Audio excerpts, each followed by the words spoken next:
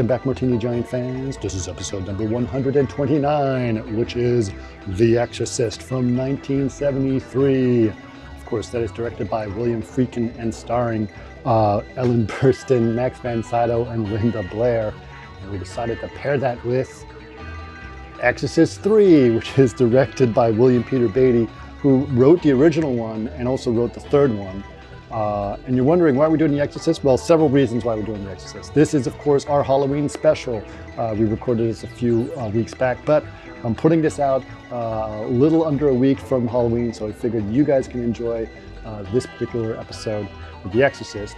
And two, why did we skip Exorcist II? Well, of course, Dan wanted to do Exorcist II because even though it's universally agreed that Exorcist II is a terrible film, he feels like it's not. I didn't want to have to go through this argument again.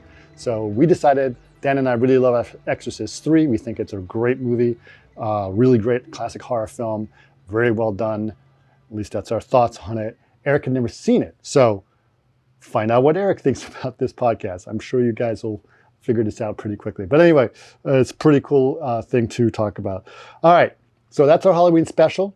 Got a couple of announcements. I know we haven't had a live show on our normal Saturdays in a few weeks. I have been traveling. I've been going crazy for several weeks. In fact, I got back less than a week ago, and guess what? I have COVID. Yep, that's how much it's been going. I'm on my last day of quarantine, so actually I feel pretty good right now. Probably will be back in running around in the streets in a day or so. But basically, yes, we haven't been able to do them. And this Saturday, I am hoping to reward myself with a fishing trip that I've been waiting to do almost all year. So we're not going to have a podcast this Saturday. But if you guys would like to follow our podcast and like to be on the live podcast, you guys know that we are on twitch.tv/martini_giant. That's where we normally do our streams. But we've added a second channel now that's also streaming simultaneously, and that's on YouTube. And everyone knows YouTube. So just go to youtube.com/@martinigiant and like us and subscribe us there. And then when we do our live shows on Saturdays, you guys can follow along on that as well, because it'll be a lot of fun to have you guys there. So make sure and check us out on YouTube and make sure to subscribe to us on YouTube. One last thing I want to mention is Patreon is making some very big and interesting moves, and I'm decided to pay a little more attention to that. Patreon is actually the best place for us in terms of if you guys want to support the podcast and want to give us money for the podcast, more specifically, they give 90% of the money that you donate to the patrons who are to us specifically, which is a big deal compared to YouTube or Twitch. So that's actually the best place if you want to support us. We'd love to have your support there. And I'm going to start exploring to do more things on Patreon. And again, if you just don't feel like you want to be able to give us money at this point, totally fine. But at least follow us on Patreon as well, and that is patreon.com/martinigiant. Patreon.com/martinigiant. All right. Without any further ado, let's watch The Exorcist 1 and 3. Enjoy.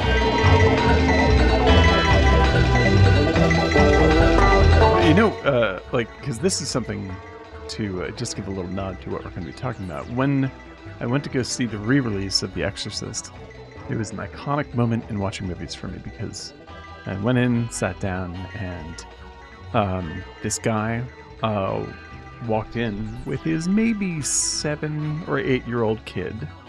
See the first Exorcist. To see The Exorcist. Mm-hmm. And I normally don't do this, but I was like, I went over to him and was like, hey, I'm sorry, I don't mean to be rude. Have you seen this movie? He's like, no. I'm like, this isn't exactly like a regular horror movie, and it might be a little intense for your kid. I just said it to him as an aside. I was trying to be polite about it. And he goes, yeah, well, my kid's stronger than you are, okay? And I was like, cool. Enjoy the show. Yeah. And halfway through the movie, the kid was screaming so loud he blew out his voice and was sobbing, and the dad had to carry him out like a football. Mm-hmm. And I was like, great parenting, my friend. Nicely done. Yeah. Isn't that ridiculous? Yeah. You really proved me wrong. It's just, yeah. Yeah, I've been in a situation like that. I got to say it was like 30 something years, probably the 90s. Mhm. Right. And I was in a club in New York with some friends. I was visiting them. They were at a club. Studio 54.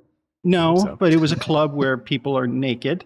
Mhm. And I remember going to the bathroom and this woman was there with her child, like in her arms, like a 3-year-old. She was trying to get somebody she knows who was out there where the women dance naked. And I was like, I was like, honestly, man, I don't think this is proper. So the choices are a little bit. And she's like, vague. it's fine.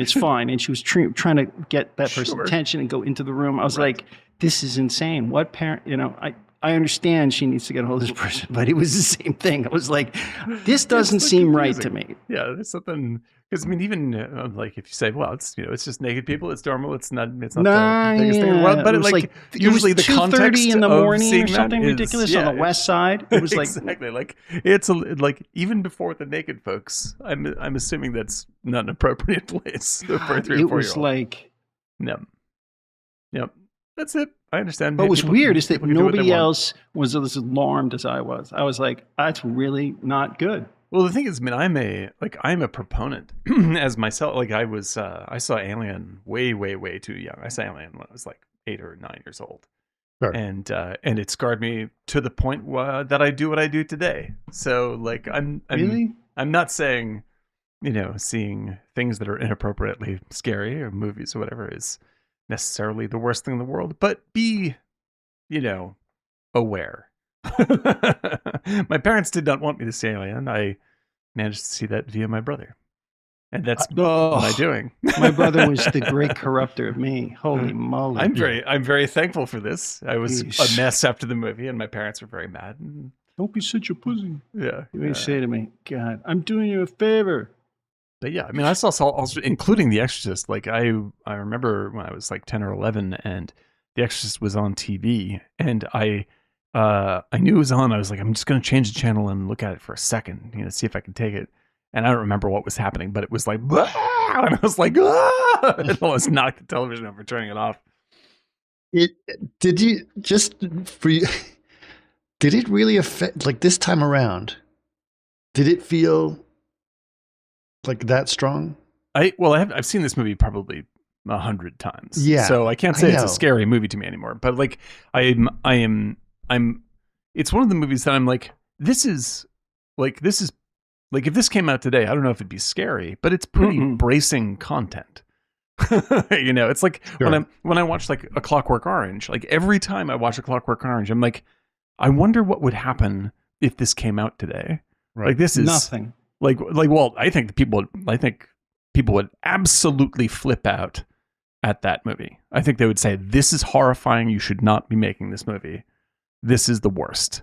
He should be arrested. This is terrible. And then make videos about it. Oh, dude, like they literally just like, there's they a bunch did that of, for the Joker, for God's sake. they did it for Oppenheimer. Like there's a bunch of videos, people protesting the sex scenes in Oppenheimer. And the people that are protesting are 30 years old and under. So it's a totally flipped universe right now. It's a very strange scene. I mean, hey man, think what you want. I'm not trying to get your way, but I'm like, that's not the way that I grew up. That's not the scene that I was in.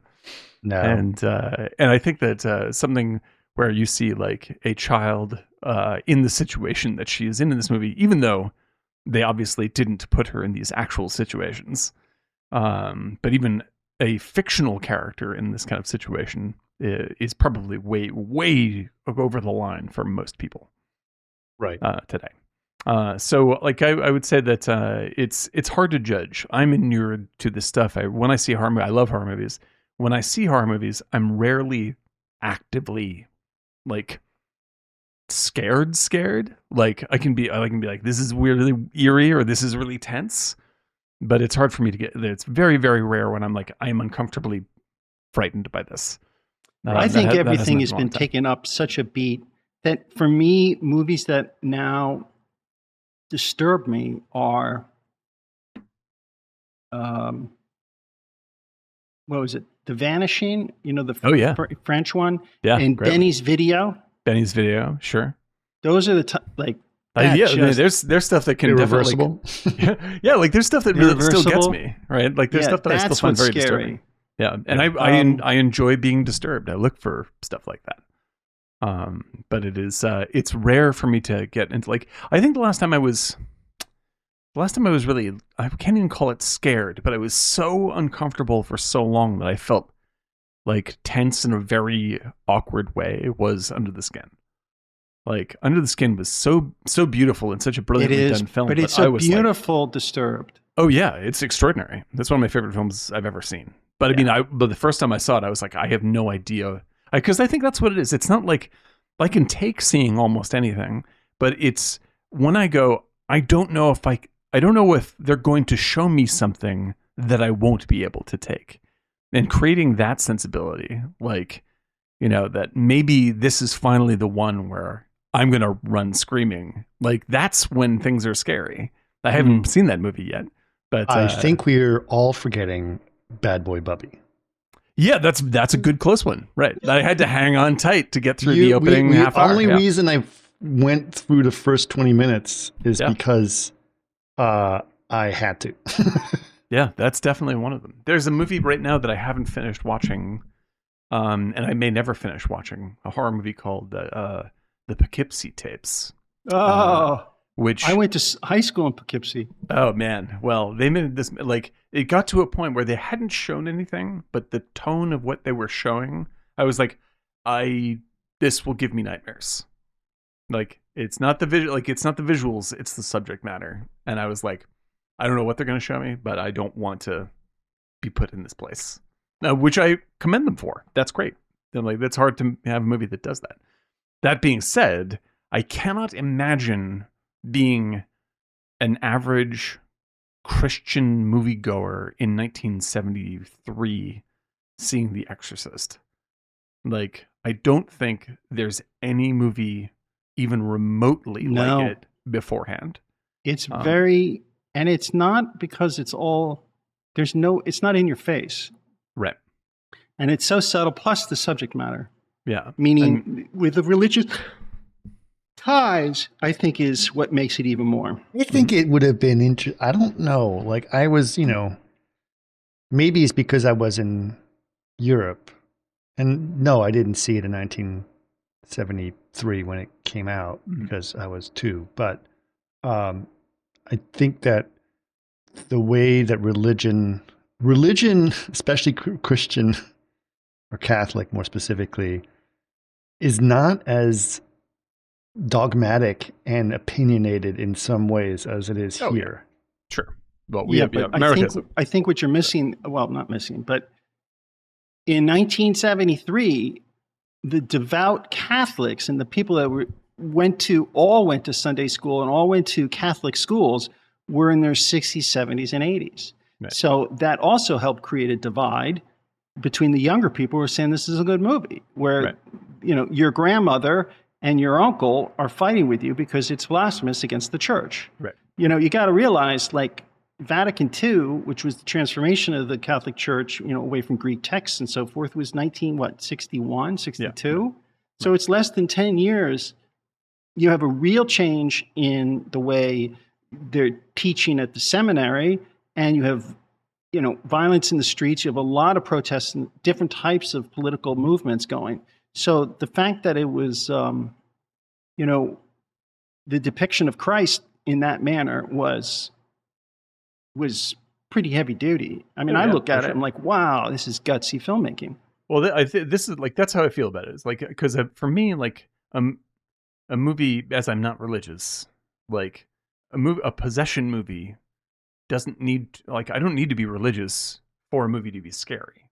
Like, there's also scary ghost movies, and I don't believe in ghosts. So, like when people are just like, yeah, well, it didn't really affect me because I'm not religious. I'm like, well, then the movie doesn't really affect you. Like, it doesn't, like, it should be able to affect you without leaning on the crutch of you happening to have this particular peccadillo. Like, the movie should work as a movie, and movies can scare you. Like, that's good filmmaking.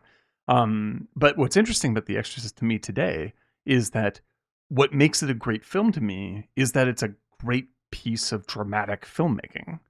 Like, it's kind of like the last act is kind of a stage play, and the first 2/3 are this sort of like incredible American neorealism. Yeah. And I'm like, Yeah, this is very much really, so. really brilliantly done. Just It's as a a film. really brilliant film. Yeah, like you don't have to have any of the supernatural anything for me to No, be in fact, into the movie. supernatural stuff doesn't even show up till 45 minutes. Yeah. Do you have the first sign that there's something supernatural? Right. I'm invested in the struggle because of Ellen Burstyn. Like I'm wrapped up in her character and the filmmaking surrounding her story completely, and that's why the exorcism itself is dramatic to me and like intense, and that's why the movie works. But like I think it's like it's I mean I know plenty of people today still say it's the scariest movie I've ever seen. Like I don't like it was. This has long since ceased to be scary to me, but Yeah. it has only become a better made movie. It's Like- not that scary to me anymore. Right. Honestly speaking, it's just, I don't know if it's a combination of the fact that we've seen so much of this. It's I've been seen- parodied to death I think by it's been Linda parodied. Blair herself. Sure. Sure. Like it's the 2001 of horror movies. It's just like, well, here's the like it's so There's nowhere it's so to much go a part after of the this. culture. Yeah. It's But like this at the and same Shining, time, stuff like like at the same time, I think when you look at like things like Blair Witch Project or The Ring or whatever, those are classic horror films. Those still get you every time. Well, Right? Blair Witch is a scary movie. That is a very, very effective scary movie. Right. In So- the end of the so- movie, the first time I saw it, I was like, I am scared. Yes. Like I Right. have That's bought not this, I am scared. you don't look at that. The and descent go, scared the shit out of me. Yeah. Yeah. But and Benny's video is the one that, and Benny's video is very disturbing. yeah, It's a a good very, movie. very disturbing film. And, well, then the thing I would even add to that, like I think if you're going to be disturbing, right? And I think it's fair to say, at least to audiences that it was made for, Exorcist is a disturbing movie, right? It requires you to make a movie well. Like if you're making something that's disturbing and it's only mediocre, like I turn it off. I'm just like, you're not even fucking trying. Like you're depending on this being upsetting to hold my attention, and the idea is to trick me into continue watching when it's disturbing. Yeah. And Benny's Well, video does that. very well. Anthony's on our YouTube live stream saying that Paranormal Activity gets to him. So Oh yeah, that's a good scary movie. Like I think it's like I wouldn't even say that. Like you compare Exorcist and Paranormal Activity. Like Paranormal Activity is not a very realistic, believable bit of drama to me, right? It's not like the acting is out of control or the story is really, really brilliantly told, or the filmmaking is more than novel. However, it scares the fuck out of you. like it does Yeah. exactly what you're paying for, and it's brilliant. It's absolutely brilliant. So yeah. well, I there's a can difference tell you between- is the best place to see scary movies in Los Angeles is like at the Magic Johnson Theater. Nice. Because people talk a lot during. Oh yeah, you can see a horror movie, and that is just. Yeah. It's the only place It's where that awesome. stuff is appropriate and great. Yeah. And I saw The They'll Ring, get- not at the Magic Johnson Theater, but somewhat close to that.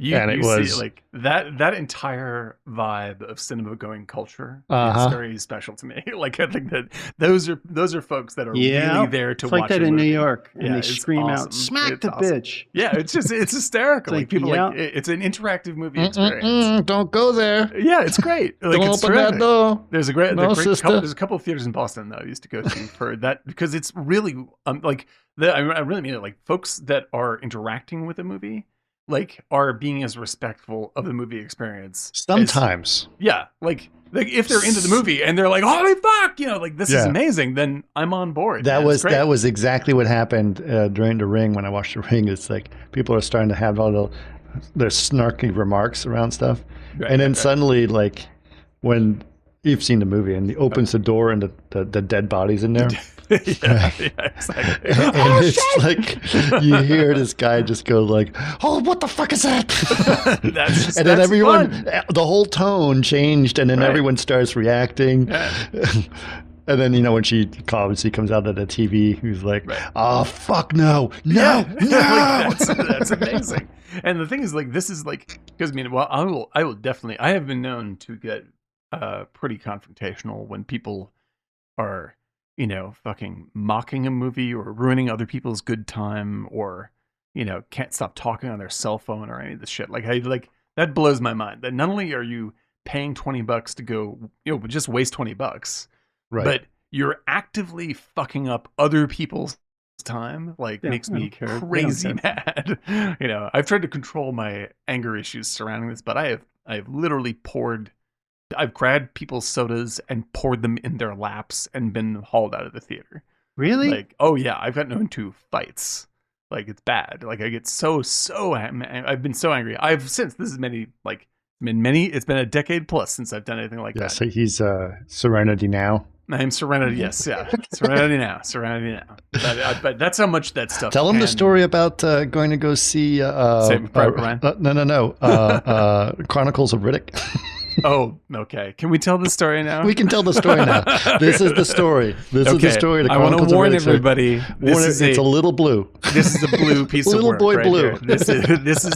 This is explicit and it's dirty and filthy. And I'll try to put it in the best terms I possibly can.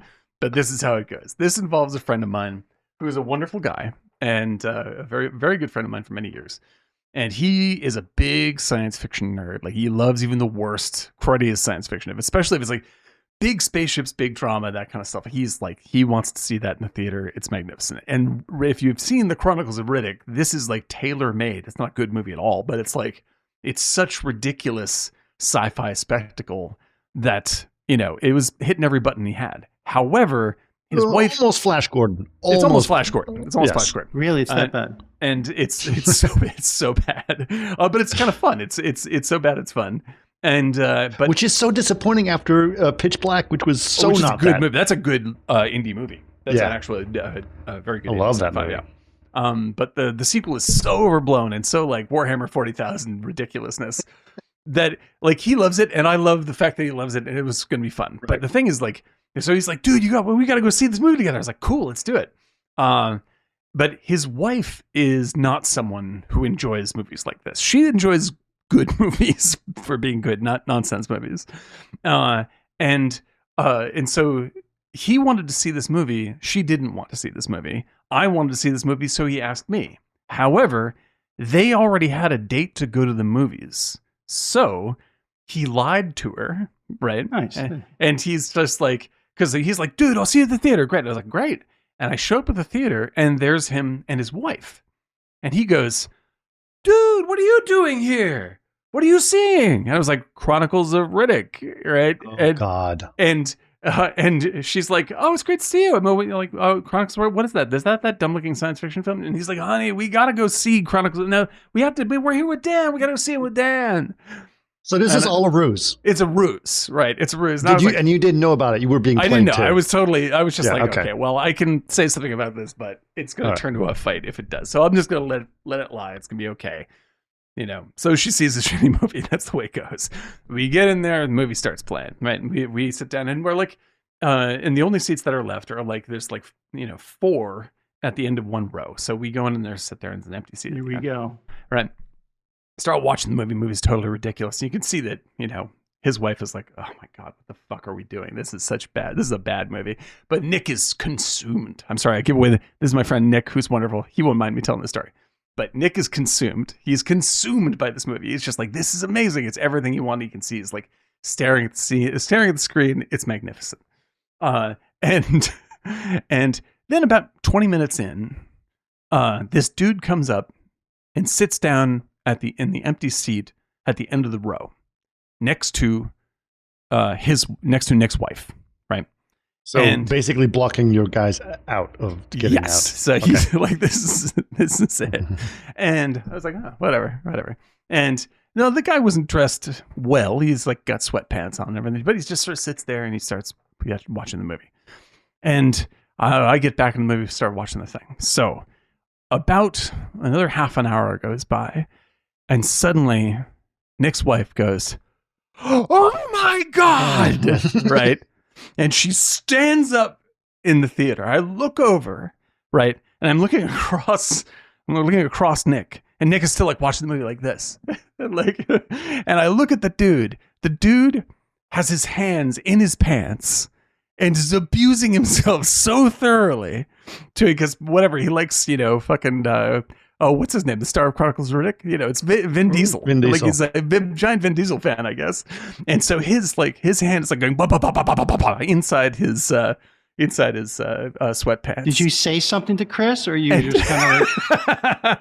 And I look over and I'm like, Sue is blanched white, obviously, for good to absolutely reasonable reasons. Nick is barely catching up to what is happening. Because he's still consumed by the Because movie. he was just like, what? Like this. The guy at the end of the row who's got the action going on, the train comes into the station for him. Like he arrives at the place he wants to arrive at. Sure. And there's a big vocal moment for him. And at this point, the right outcome. He's like, ugh, like this. And at that point, everybody in the theater is now looking at Sue, the guy, his hand. Is Sue still standing at this point? She's like, what the? Because she doesn't want to because she can't run backwards because the row is full, and she doesn't want to run by the guy, so she's just backing Chris. up into Why would you do that, Chris? and the dude gets there, but the best thing is that simultaneously, I guess it was such a good time for him, he poops his pants. He poops his pants at the very same moment. So it's not just it's also oh my God. Screams bloody murder, which is absolutely appropriate. No fault to her. Nick is like, oh, honey. And she runs out of the theater. Nick runs out of the theater. The guy runs out of the theater. And in the worst form of all time, I am laughing my fucking ass off. It was horrible of me, but I couldn't help myself. Everyone's like, what the fuck is going on? The whole theater is standing up. Dude runs out. Right, and I'm just horrible. Like, "Whoa, this is nuts!" And I walk out like they are. Eric is not pleased with this story. They are like basically the movie is like the people have come in from the theater, blah blah blah, right? And I walk out, and people are walking out of the theater, and I can see that poor Sue and Nick are she's trying to deal with him, and he's blah blah, like that's off in the corner, and I just walk up to the usher, and I was just like, "Hey, some dude just jerked off and pooped his pants in the movie theater we were in." And I was wondering if we could get a refund. And the usher looks at me and goes, oh, that guy.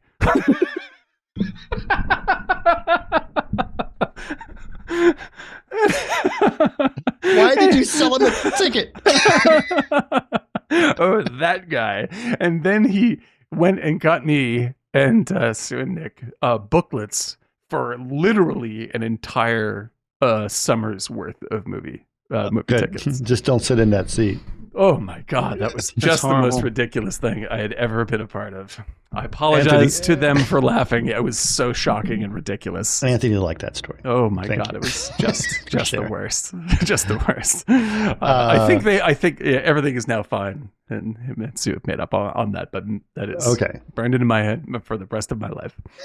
Movie going adventures. That's the end of the Blue story. That's to me. It's to me what that sounds like. When I said tell him about that Chronicles of Riddick story, that's like tell him about the Aristocrats. It's the Aristocrats. It's my very own Aristocrat. It is an Aristocrat story. It is totally. Now I enjoy Chronicles of Riddick in a much more profound way. Oh yeah, because it's nostalgic. It's nostalgic for me.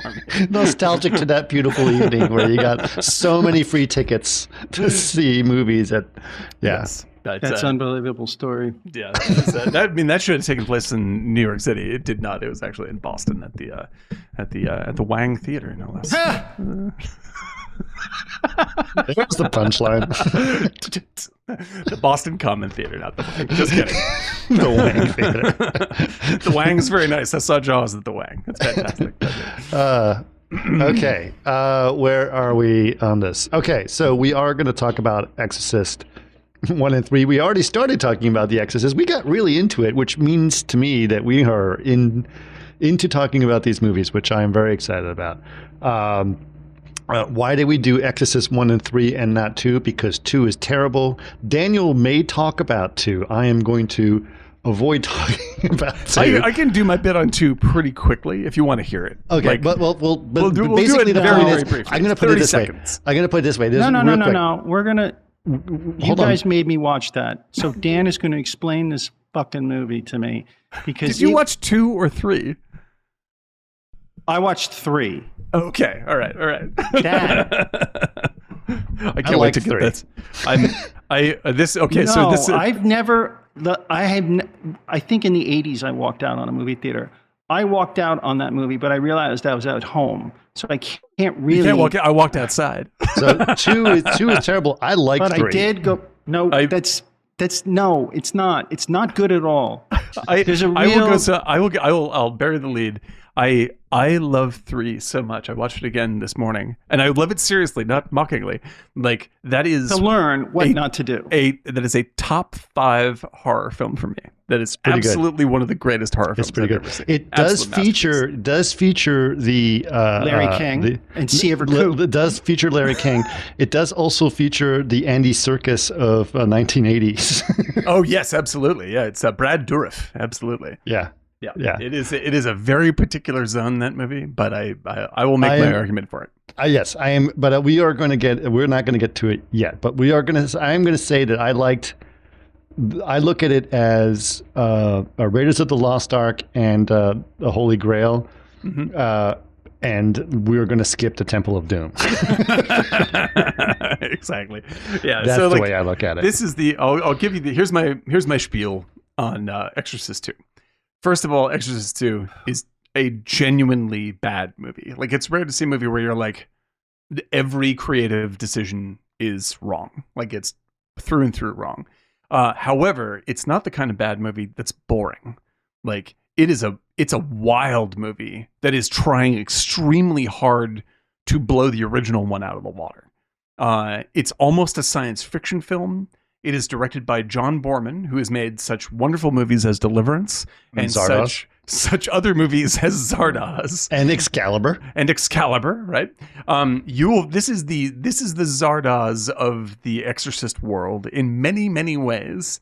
And if you watch it enough, you're going to find things in it that you will appreciate as much as some people like ourselves appreciate Zardoz.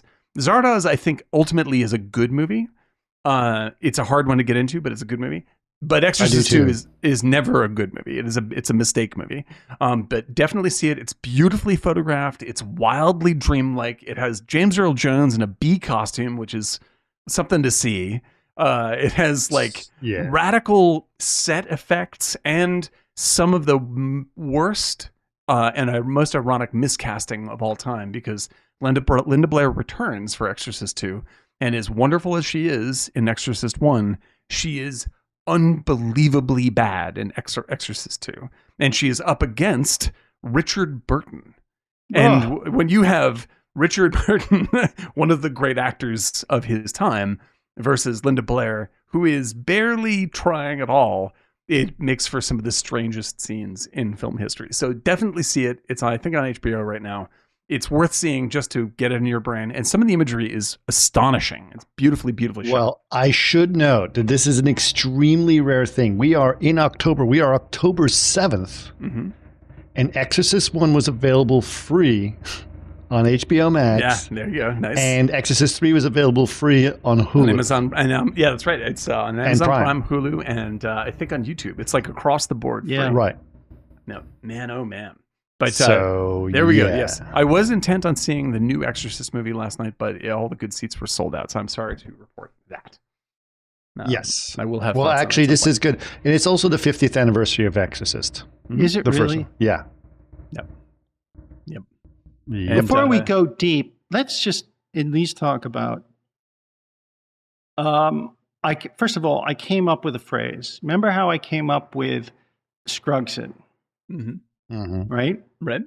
So the new phrase I came up with, if you walk out of a movie within your own home, it's called a blatty.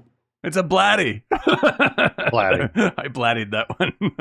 It's like, I was like, wait a minute, I'm in my own home. I got up. Go anywhere. This is ridiculous. Did you actually finish the movie? I stopped, and then I went back today, and I was like, all right, I'll watch. Struggle on through. There's so many aspects of it that, a lot. I'm astonished, actually. This is amazing. This is so good. Yeah, it was, and it's time in my life I'll never get back. But at the same time, I'm doing it for the show. But I was at some point, like, these guys suck, man. They really suck. This is it. This Because is my it's really, I've seen I don't crappy know, movies. Eric. I don't know. I disagree. I loved Exorcist 3. I mean, went there's nowhere. no way this goes in the same level of what is it? Not confession. Communion. Communion. No, communion's cool. You know why? What? Because communion, at least you get to look at Christopher Walken. At least there's in some it. walking. Yeah, I hear you. Yeah. Here was George C. Scott. Okay, George C. Scott. C-level actors, all overacting, all like the cop with his glasses on, like in the room, and then he takes them off. It's like, Yeah, what? the one that looks like It Bob was- Guccione. Yeah. And what's his name? George C. Scott was overacting like crazy. Oh, he was great. I love him. Throwing in this his movie. own My shit in second there. favorite The sets George C. were Scott. horrible. It Yeah. made no Loved this sense. film. The Love it. angles were Oh, I wrong. loved it. Yeah. Oh my God! I don't know if we saw the same film. I'm so happy. This is It this is. probably It's George C. is. Scott. This is likely the furthest apart we've ever been. I think on this might be Martini the John first. Yes. At any point. Like, there's movies that we've disagreed on, but Absolutely. like I would like Exorcist 3. Even if you're talking about the list of my top 100 films, It's up there. it might sneak into the top 100. Like, I love it that much. and Okay, I've seen so it explain many to me the times. story. Wait, we get to that. We have to do We're going to Exorcist get to it. first. Do we want to go Exorcist first? We have to because it is the sequel, Yeah, right? So we have to exactly. do that. Yeah, we have to right? set it on. We'll So get let's. But this is something to look forward to. So listen to the whole podcast. That's the because it's advertisement gonna for the later part of the episode. Yeah. heated, I have a feeling. It's okay. So Eric, It's let's just contain yourself, ball it all up inside. That's Just right. put it deep down. Just it down. hold it in there so that it's just, Ready like to the go. guy at the movie theater, an explosion at the end. Unbelievable. Oh, that guy. that guy. Just let don't him shit in. yourself. That's That's all I'm unbelievable. asking for. Oh my god. Radical. Truly radical. Okay, so Exorcist is an important movie because it was an important horror film, and this is before horror films were like schlocky, right? And then this is serious one that was nominated for an Oscar. I think probably one of the first horror films ever to be nominated for Oscars, right? No, yeah, I would have to check that, but I suspect that's right. And it's it's a massive. It's still. I don't think there's anything quite like it.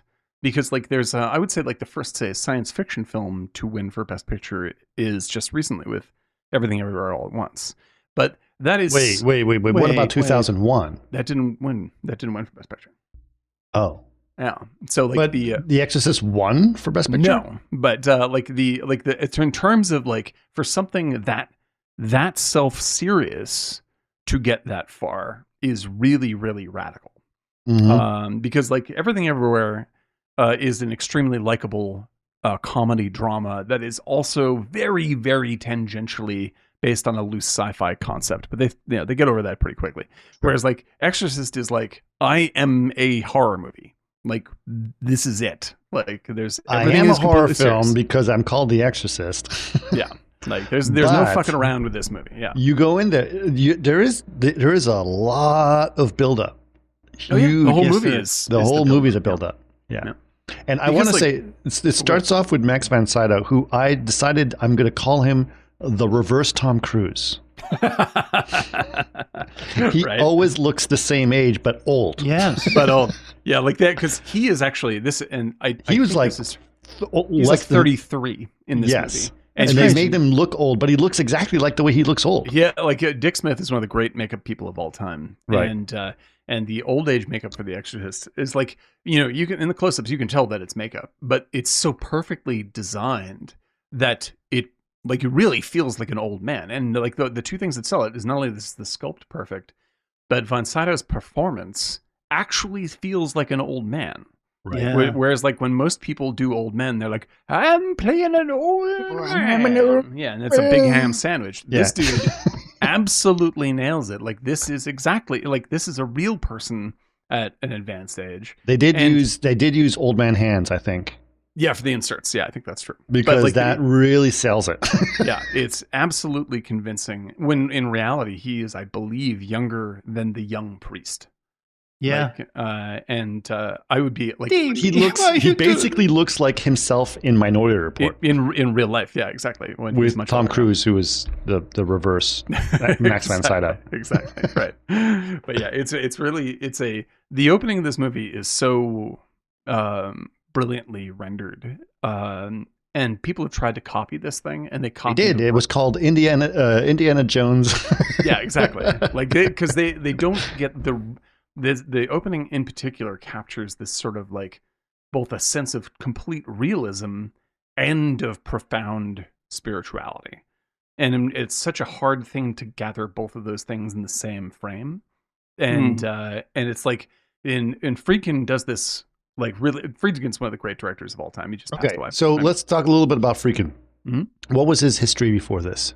Prior to this, he did The French Connection, Right. which is another one of the great films of all time. Yep. And like he is a champion of like he was the only one of the new Hollywood crew that was really embracing like Italian neorealism, and just like we have to bring these ideas from European filmmaking to the American audiences. He was the most intellectual, right?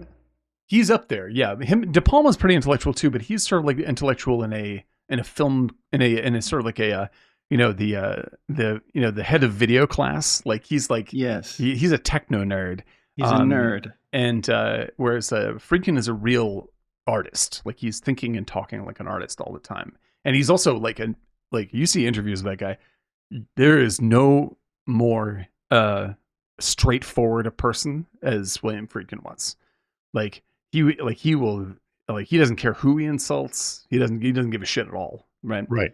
And so like I've seen recently, I saw him talk just a few years ago. Dave 3D guy and I went to go see him talk. Dave got tickets, which is wonderful. And like he would just be like, oh, that guy, he's a fucking asshole. I wouldn't piss in his head if his hair was on fire. Like he'll just openly say this about like whatever famous actor. Like one interview he said about Al Pacino, from working with Al Pacino in Cruising. Someone was like, well, what did Al Pacino said this about so and so, and he goes, the amount that I care about what Al Pacino thinks, I could write on a fucking pin. So this is the kind of guy. He wants the real stuff. And when he makes a movie, he's just like, no bullshit. Like, the absolute real feeling of being there is what makes you connect. And with French Connection, it's what makes it one of the most exciting films ever made. Is like, there was nothing like French Connection beforehand.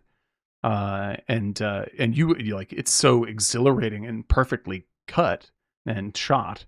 That it creates a world without having to explain itself. And the same thing happens to I was thinking about that today or yesterday, whenever, because of Friedkin, obviously, but I was thinking, it's like, oh, you know what? We haven't done the French Connection. Mm-hmm. And I don't think we can. We can't do the original French Connection because they've edited it now. Yeah. Which is that's right. Which is a real huge shame. Bummer. Yeah. Yeah, but we can't do it out of protest. Sorry, because it's this fun. I feel like we've talked about that on the show. I do want to. Dave 3D has put a couple notes in here. It says, wasn't The Exorcist the first movie that where the ads bragged about people fainting and puking in the aisles? Yeah, that may be true. Yeah, and you can actually see footage, like news footage of people coming out of the theater, and like they were fucking blown away. Like they were just like, I don't know, I've never seen that. Like they're completely freaked out. And like I said, like. Yeah, contextually, 1973, when religion was much stronger, like I can imagine this being. Religion wasn't as strong as it is now, dude. I'm sorry. Yeah, it's a different kind of thing. I think that today religion is strong because it's political, whereas like back then it was strong because it was family. That's right. And I feel like it was just people's root understanding of the world, which is not true today. Like people just use religion to fight today, and it's very surface. But the way that people perceive the world in America, even if you weren't Christian, was intensely, colored by Christian thought. And like there was a big deal about whether or not we should elect Kennedy when he's a Catholic. That's right. This kind of right. shit. I see what you're saying. Yeah. And so like this is the kind of stuff it's up against. And I think that it was you have a movie, even if you had a shitty movie, it would work. with these themes back then. But having a movie that's this good and also deals with stuff, deep spiritual stuff that people are, have opinions about is overwhelming. Yeah, but like Friedkin is both the right and the wrong guy to make that movie because he's going to really, really scare the hell out of you with it. Yeah. Okay. And he just died recently. He did, yeah, sadly. Yeah, real master. Real master. And Max von Sydow died in 2020. Yeah. Another one of the greats. Yeah. True. At the age of 90. So, yeah. He looked like he was an old man in this movie. Yep. Okay, and Dave Freedy says also Friedkin called Steve McQueen a prima donna because he didn't want to film Sorcerer out of the United States. So Friedkin axed him. Yeah, exactly. He got Roy Scheider instead. Yeah. That's hysterical. Yeah. Okay. Yeah, that's the kind of guy that Friedkin was. He's just like if you're gonna come make a movie with me, it's gonna be like my way, fucking Mount Everest. That's it. Okay, so that's and then obviously this is also very famous for the Linda Blair performance, right? Because Linda Blair is very, very, very young. Yep. And I think there was in Easy Riders and Raging Bulls, there's a weird part where Friedkin interviews her and starts asking her as a young teenager questions about masturbation or something very, very awkward. Right. And they have this conversation about it. And because of the way that she answers those questions, that's why he cast her, because she had this weird dark side to the way she answered them. Right. Yeah. Which this was not done in like some room off to the side. Like this is with her parents and all this other stuff. So like they were looking for someone they were looking for essentially a family who's just like in a mindset in which what they I understand the movie is okay. I understand. Right. But put that in the context now where we have intimacy coordinators. Oh, for sure. Yeah. Like it'd be very on set. Yeah. If you're going to have an intimate scene, you have a coordinator to make sure that everyone is right on not doing things inappropriately or whatever it is, and it's like, wow, yeah, it's way to make that sex scene feel nice and yeah, like, that sounds good. Right, I'm not necessarily saying that it shouldn't be done, but I'm just saying, just contrast that to Like I think that there's I'm not against intimacy coordinators. I think like if people want them, then they should have them. That makes sure. sense. It's just like, but just think about what we just talked about with Oppenheimer. Yeah, exactly. I think that there's I can't believe people are offended by Oppenheimer. That's really wild to me. That I don't know if you've hung out with a lot of teenagers. It is a very strange world these days. Yeah, it is a very different world. It is very interesting to see. The spectrum of sexuality and gender is much more in the middle and not in any way, shape, form, male and female anymore. Right. Well, absolutely. And that includes a lot of the fact that no one actually is interested in sex at all. Well, yeah. Like I think that there's besides gender identification, I'm just talking about the concept of nudity. But they don't actually want sex. So therefore, anything that involves anything that hints at sexuality is offensive. Like this is the real deal, which is like, first of all, I'm absolutely pro-trans and I am too, but I just want people to understand that there is, especially teenagers. This has very little to do, because like I think it's like people validating their own gender identity is 100% what you should be doing with your life. Like but I think that in regards to sexuality, what I'm talking about is people policing other people's view of sexualally. And that's what we've done about everything. Right. This is what makes me uncomfortable, is that like, it's okay if sex isn't your thing, if you're not interested, this is all fine. But when people are frightened of this kind of intimate contact just as a thing, not as a negative thing, but as a positive thing, they don't want to be reminded of it or see it, so much so that they try to stop me from experiencing it in a film, then I have a problem. Like, the way to solve that problem is for you not to see the movie, not for you to make me not see the movie.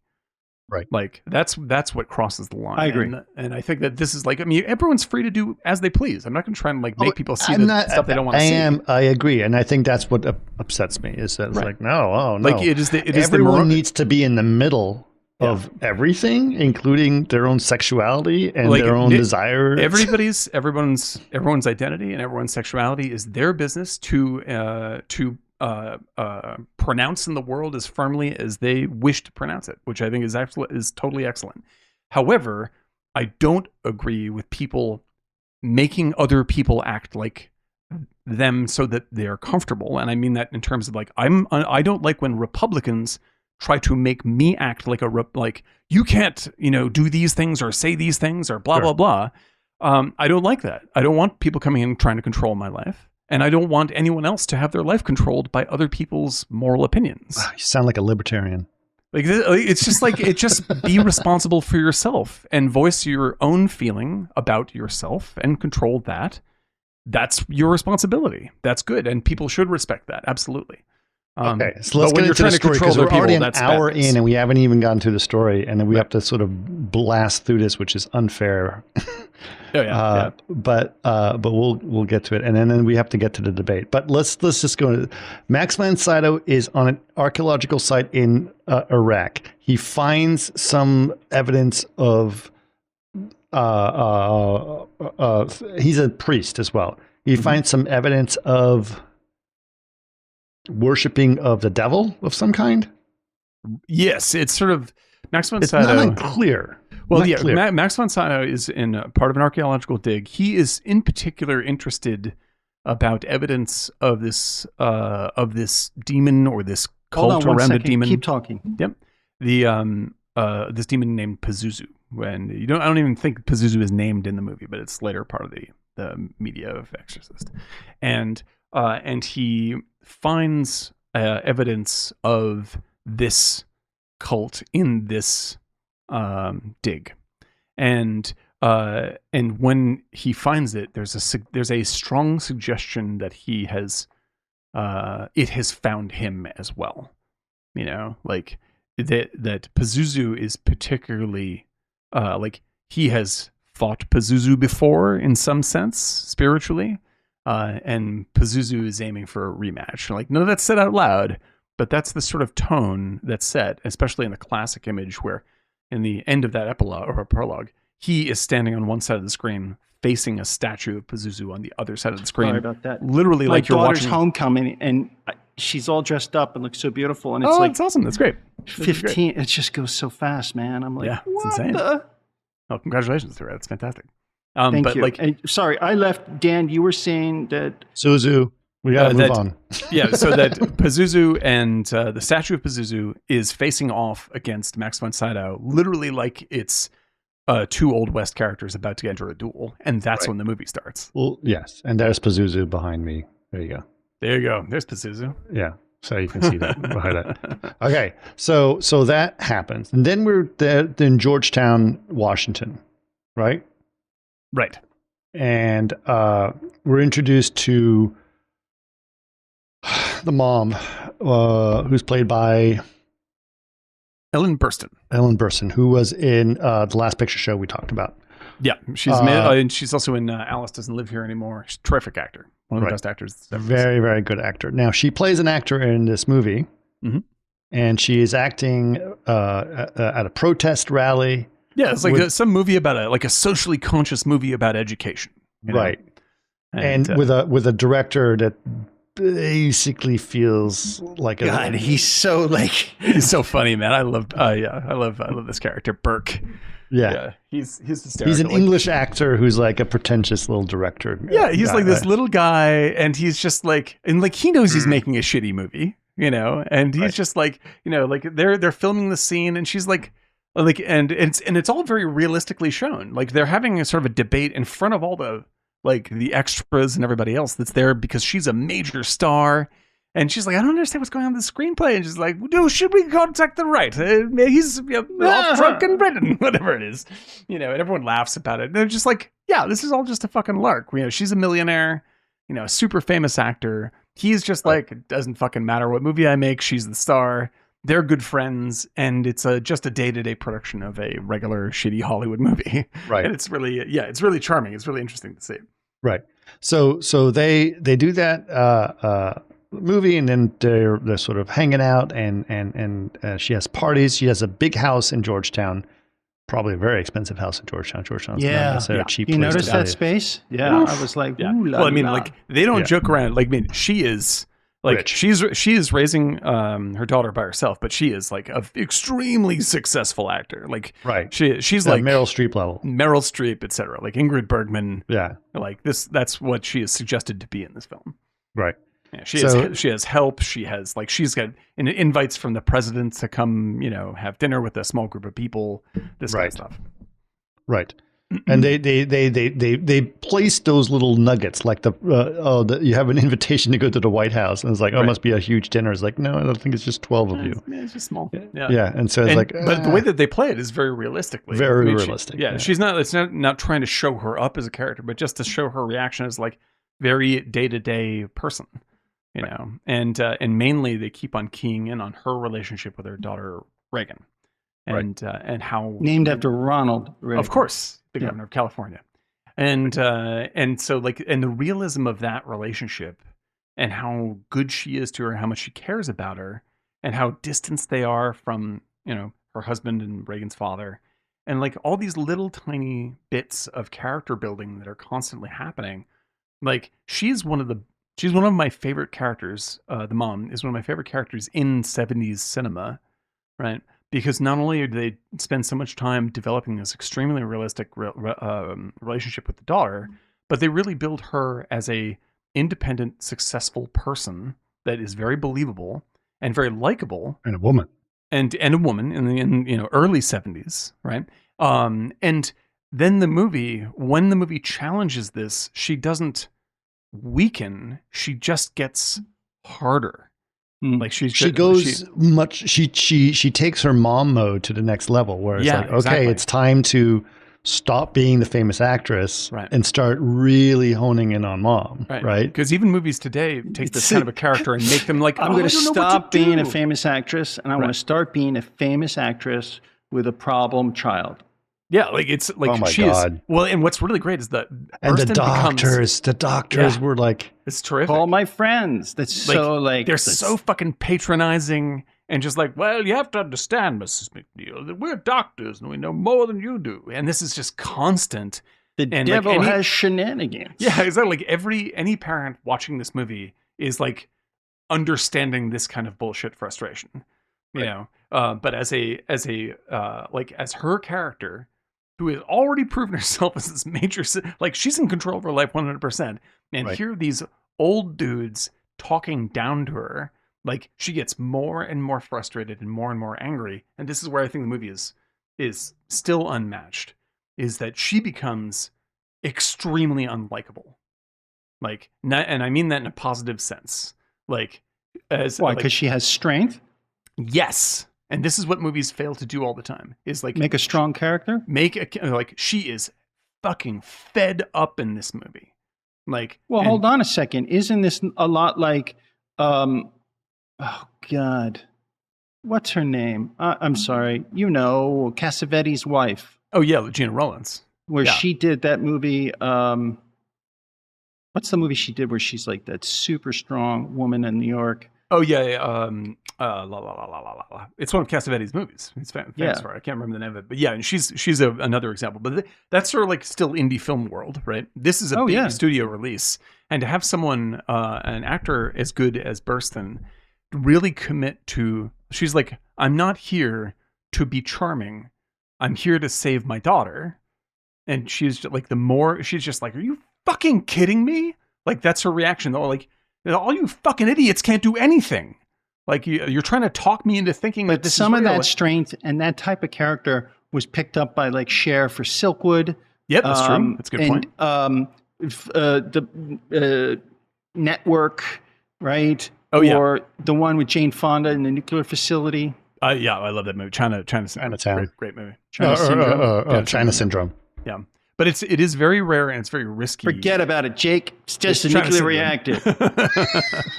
But yeah, like it's very risky and very rare. It's just, forget about it, Jake. It's as just you a put that nuclear into the reactor. show Chernobyl. Forget about it, Forget about comrade. It's just a nuclear meltdown. Oh my god, I love Chernobyl. But yeah, like I've been watching that again. It's fucking masterpiece. And I also watched last night Cocaine Bear, which I love. Oh, nice, excellent. That's good. Hold on. By the way, do you know where that was filmed? Hold on. You loved Cocaine Bear, but hated Exorcist 3. I'm just gonna. We'll get to that. Okay, all right. We can do this. We power. Okay, we can do Actually, this. Cocaine Bear was a movie that knew itself. It knew what it was and what it was trying to do. Exorcist 3 is a movie that has no direction. It does not know what it is. It doesn't know what its history is. Right. And it doesn't know anything about set design, art direction, or acting. I love this. Oh my God. I validate all of this. Yeah, I totally accept your point of view, and I don't disagree. I don't disagree that these are I do. feelings that you have. I agree that these are feelings he has. Yes, I agree. And you know where you're coming from because you're an art director and set designer and a director. So like, I mean, absolutely none of my disagreement has anything to do with the validity of your opinion. It's astonishing, man. It really is. But you know what was funny is because I've seen, going back to Exorcist, the first one, because I've seen this movie like parodied and done so many times, I almost thought, like in my mind, that the movie starts with a party scene. Oh yeah, the party scene is a little later. Yeah. Way later. Yeah. That's it's a great scene. That house was very expensive, by the way. You're right. Yes. Very expensive house. Two levels in Georgetown. Yes. Good God, I can't even imagine. I actually did know a friend of ours who had a 2-level house in Brownstone in Georgetown on N Street. Wow. Is that where it was? Very successful. Yeah, I would imagine. It was on N Street, yes, because the stairs go down to M Street, which is a very famous street, obviously, in Georgetown. Yep. I don't know if you guys know Georgetown. I love Georgetown. Well, Georgetown's really nice. Beautiful. I have been to these stairs, actually. Yes. Yeah. Oh, you've been to the stairs? Yep. Nice. Yep. Yeah, it's really lovely there. Really, really nice.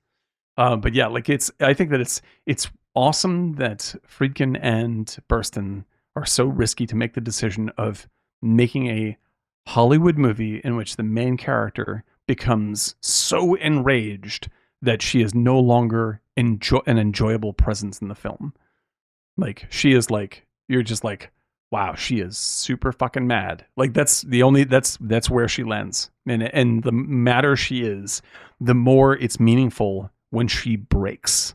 When she's like, when she gives in saying like, I think I need an exorcist, she earns that so fucking hard because she is telling everybody else how wrong they are. And then she has to admit she has nowhere left to go. I think that's what makes it so believable. Absolutely.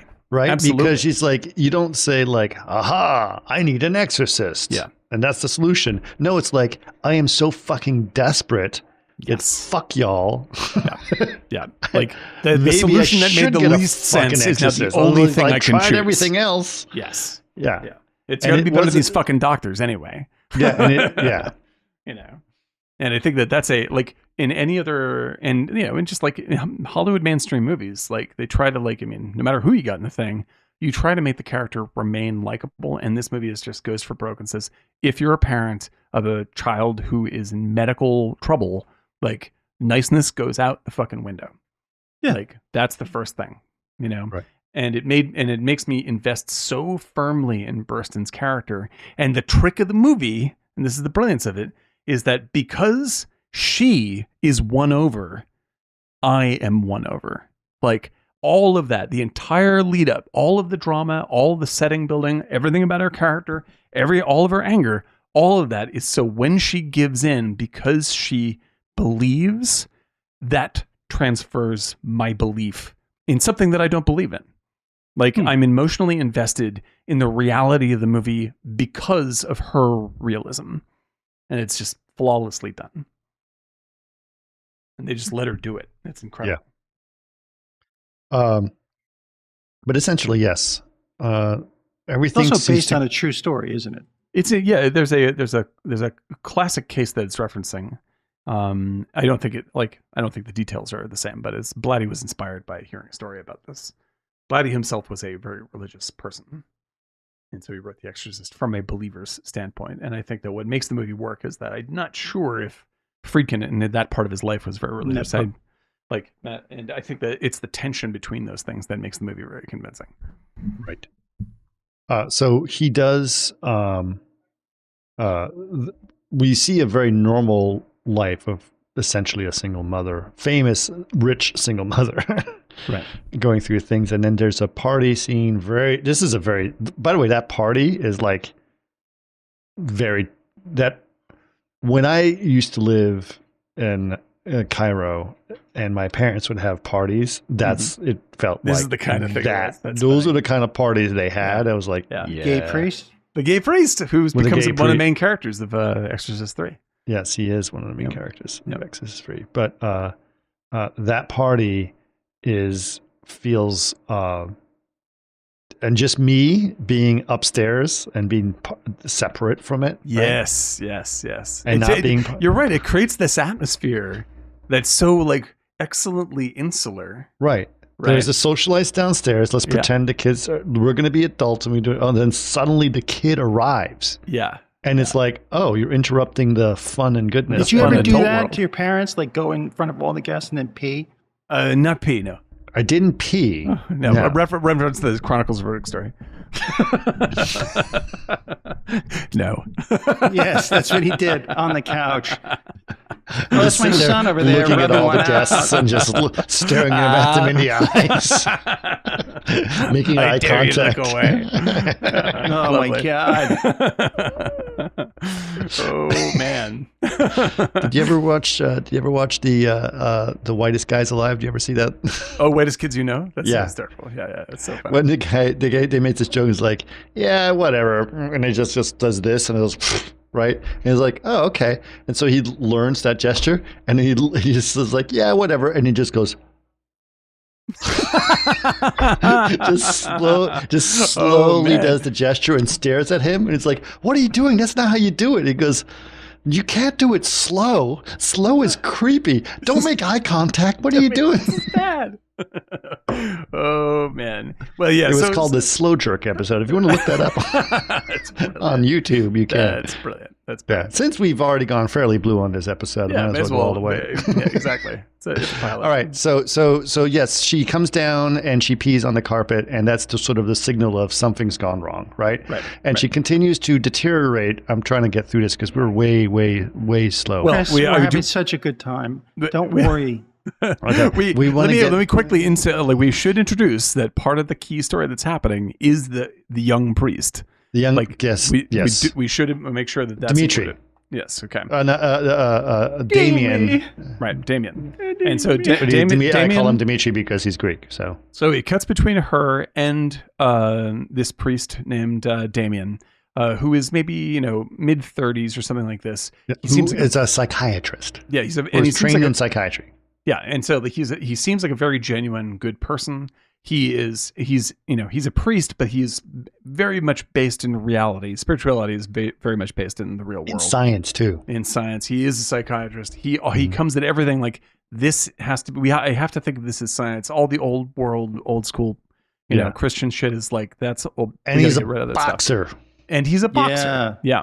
And this is played by what's his name, Miller. Who is a playwright himself, who wrote that championship season. So he's actually an immense talent. But he was also a sports guy as an actor beforehand. So like he pulls off the boxing priest thing surprisingly well, right? And we see a sketch of his life where he is, he's taking care of his invalid mother at her house and has to go and take care of her. But like things are, there's not a lot of money and she's getting worse and worse shape. And there's a thing whether or not he should take her to a home. And you're getting more of a sympathetic story about him as he gets closer to the Reagan and Chris McNeil story. Right. And his brother also takes her to an asylum so that she can get health care at the asylum. Right. Even though she's not disturbed. Right. Yeah, exactly. And so she ends up in this horrible place and she blames him even though he's not at fault. He didn't know anything about this. Like, and he comes in and he's just like, "Oh, Mom, I'm coming to take you home." And she's waving him away, like, Demi, how could you do this to me? And all this kind of stuff. And it's very sad. And then she dies, and he is completely heartbroken. Yeah, she dies in a horrible place. Yeah, like incredibly. It's like, and so he tells his, basically his boss. He's just like, I am not fit for being a priest anymore. Like, I've lost my faith. I'm not the guy you want doing any of this stuff. This is it, right? Yeah.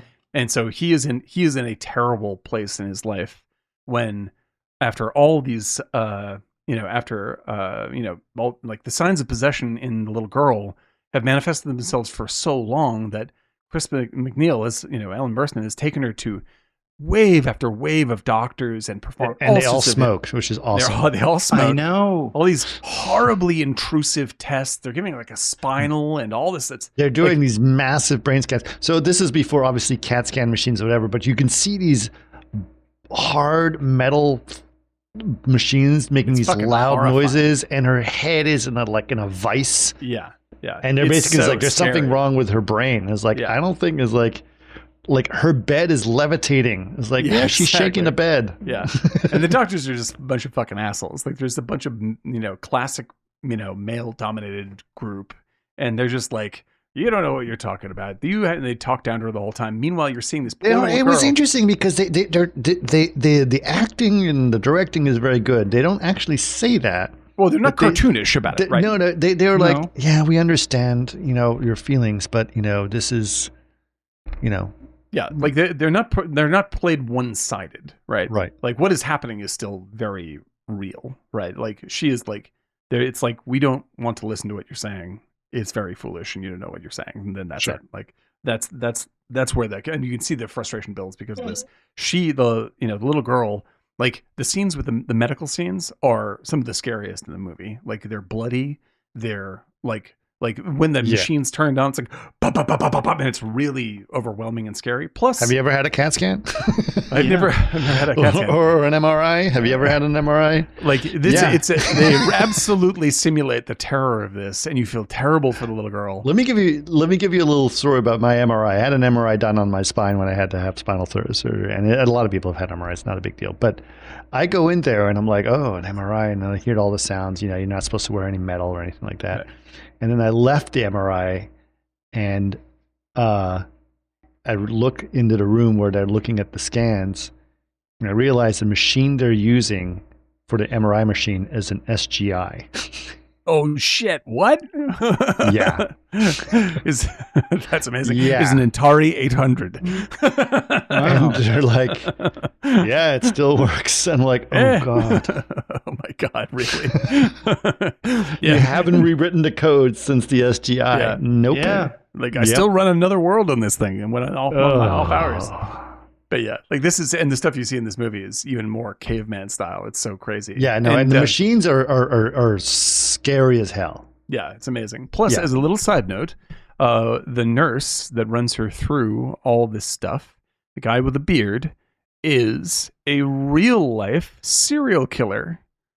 Like the guy in the scene the actor turned out to be that's right, a serial killer. That's right. He is. He became the inspiration for Friedkin's movie Cruising. That's right. He was actively killing people while The Exorcist was happening. So it's a very strange little beat. They made a doc about that. Yeah, it's really wild. Ooh. It's really, really wild. Yeah. And so you just see this like completely normal, background actor guy. Yeah, Christopher Nichols, though. It was Nichols. Nichols? I think that maybe it's the European pronunciation. Yeah. But yeah, it's spooky to watch this. They always pronounce my name Nicholas. Nicholas. But yeah, so all this is happening. These two stories converge when she finally, the stuff that's happening with Reagan is getting worse and worse and worse. When she's damaging herself. Like she is cutting her own face. Like there's a scene, one of the most shocking scenes is like, the psychologists come over to talk to her, and she is stabbing herself in the crotch with a cross, and like there's blood everywhere, and she's like, there's moments when you see slightly what could be supernatural things, like she seems to throw someone across the room with the force of a Mack truck, this kind of stuff. But finally, Chris McNeil is like, I need to talk to this priest because I know him from the beginning of the movie, and ask him if he can help me get an exorcism because I'm out of ideas. Right. Okay. And so that starts. He starts to talk to her, but then what happens? Well, he's like immediately he's just like, oh, that's crazy. He's like, I don't mean an to be exorcism. Yeah, you have to go back into a time machine. Like, that's not something that really happens anymore because it's a little bit backwards. Yes. Unless you go to the movies and you watch The Conjuring. Right, exactly. And so he like takes he has to go through the same process that she has already gone through in the movie. Right. Yeah, he goes through that. He's still like, yeah. Yeah, and so he goes to talk to Reagan and interview this so-called possession. And it's some of the this is where the real meat of the movie begins because him and he has to prove several things for the church to buy it, right? Because the church acknowledges the exorcism, however, they make the bar really hard for you to say. Because the church doesn't want to embarrass itself. Exactly. They don't want to turn into a bunch of witch doctors. Right. Exactly. Right. And so he has to there has to be evidence speaking in a language she's never learned or, whatever, some other spiritual powers. And so he goes there and he just records his conversations and there's strange things that are not immediately explainable. But there's nothing spectacular going on. But then she starts speaking in this strange tongue. Right. And they're this must be Latin what is this? That's the language. Is it it's no, it's not a language. It's English backwards. English. But it's just you just reverse the thing, and so it's not a language she doesn't understand. But how the hell did she learn how to flawlessly speak English backwards, and seemingly in multiple voices? And so there's and so the voices of the it's not just the voice of Pazuzu. It is the voice. It's the voices of many devils inside her, right? And so it gets even freakier and stranger. And then I believe they bring up that this is. It's the it's like the why is it many devils? I thought it was one devil, but with playing games and doing different voices. This is the thing. It's everything, and this is what Max von Sydow brings up. It's just everything that it says is lies.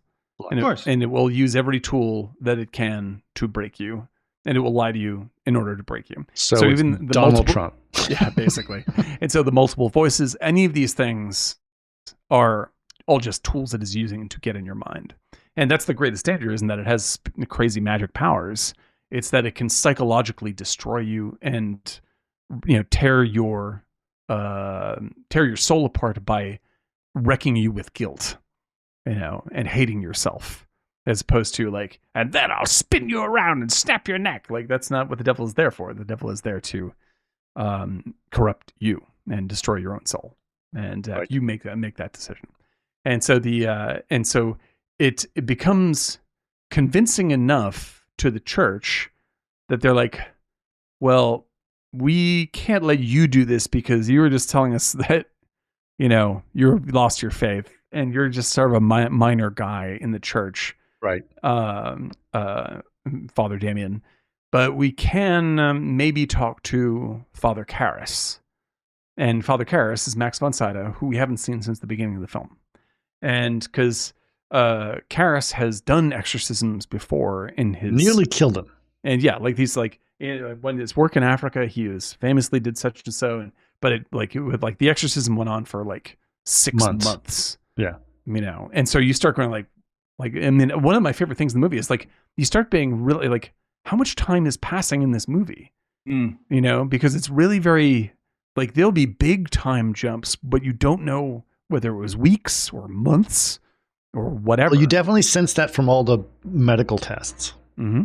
Right. Right. You see it goes on forever. It goes on for a long time. Right. So you definitely sense that that there's something that took forever. We did this test, we did that test, and then we don't know. It was it's something. It was it's something wrong with it. It's in her brain. It's in her brain. So all of this stuff is that those, especially if they're inconclusive, that takes forever. Yeah, it just goes on. And and Friedkin is really great at capturing this timeless quality of stress like this, where you're just like, you can tell the characters don't even know how long this has been fucking going on. It's like, has this been 3 months? Like, well, you right. could tell been by enduring her it. because she's Yeah. like at her wit's end, yeah. trying to figure Right. out what's wrong with her child. Like she gives the feeling towards that point in the movie, she puts off the vibe of like, I don't even remember when I wasn't doing this. Like, this has been an ongoing car crash for so long that I'm just living in tragedy constantly. Right. And in this moment where she's like at her lowest, like, I don't know what to do. That's when she has to go out. She leaves a babysitter in charge.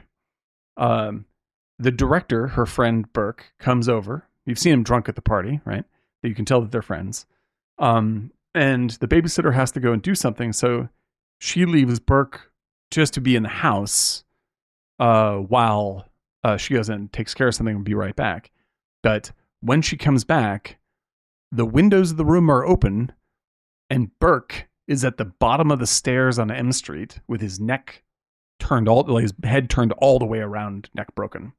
Right. That was that in the first one or the third one? Because that's the first one. Okay. That's the setup for the third the one. setup for the yeah. Right. It is it, but Burke is killed, and that's when you see Ellen Burstyn's like she instantly knows what has happened.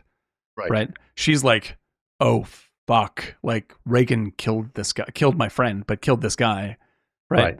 And But she doesn't want it was after the party though that she killed him. it's after the party, yeah. Like, Right. and so she's like, and you can see it in her face. The detective Kinderman comes along, starting to investigate like this murder, this apparent like either completely wild accident or murder, and Right. he starts asking the priest what's going on. Like there's been weird shit going on with desecrating churches, and is this part of this? Are there Satanists here? What's going on? And if you knew of anybody, Father, that was crazy enough to do this in these terms, would you tell me? Or are you going to be bound by, your psychiatric rules of not, indemnifying your client? And he's like, well, I can always say it was a matter of confession, and then I don't have to tell you shit. Right. And so you can tell with that, like, he will stand by Reagan. Like, right. He doesn't even know that Reagan's done it, but he would, like, he is of a character that will stand by this girl. Right. Right.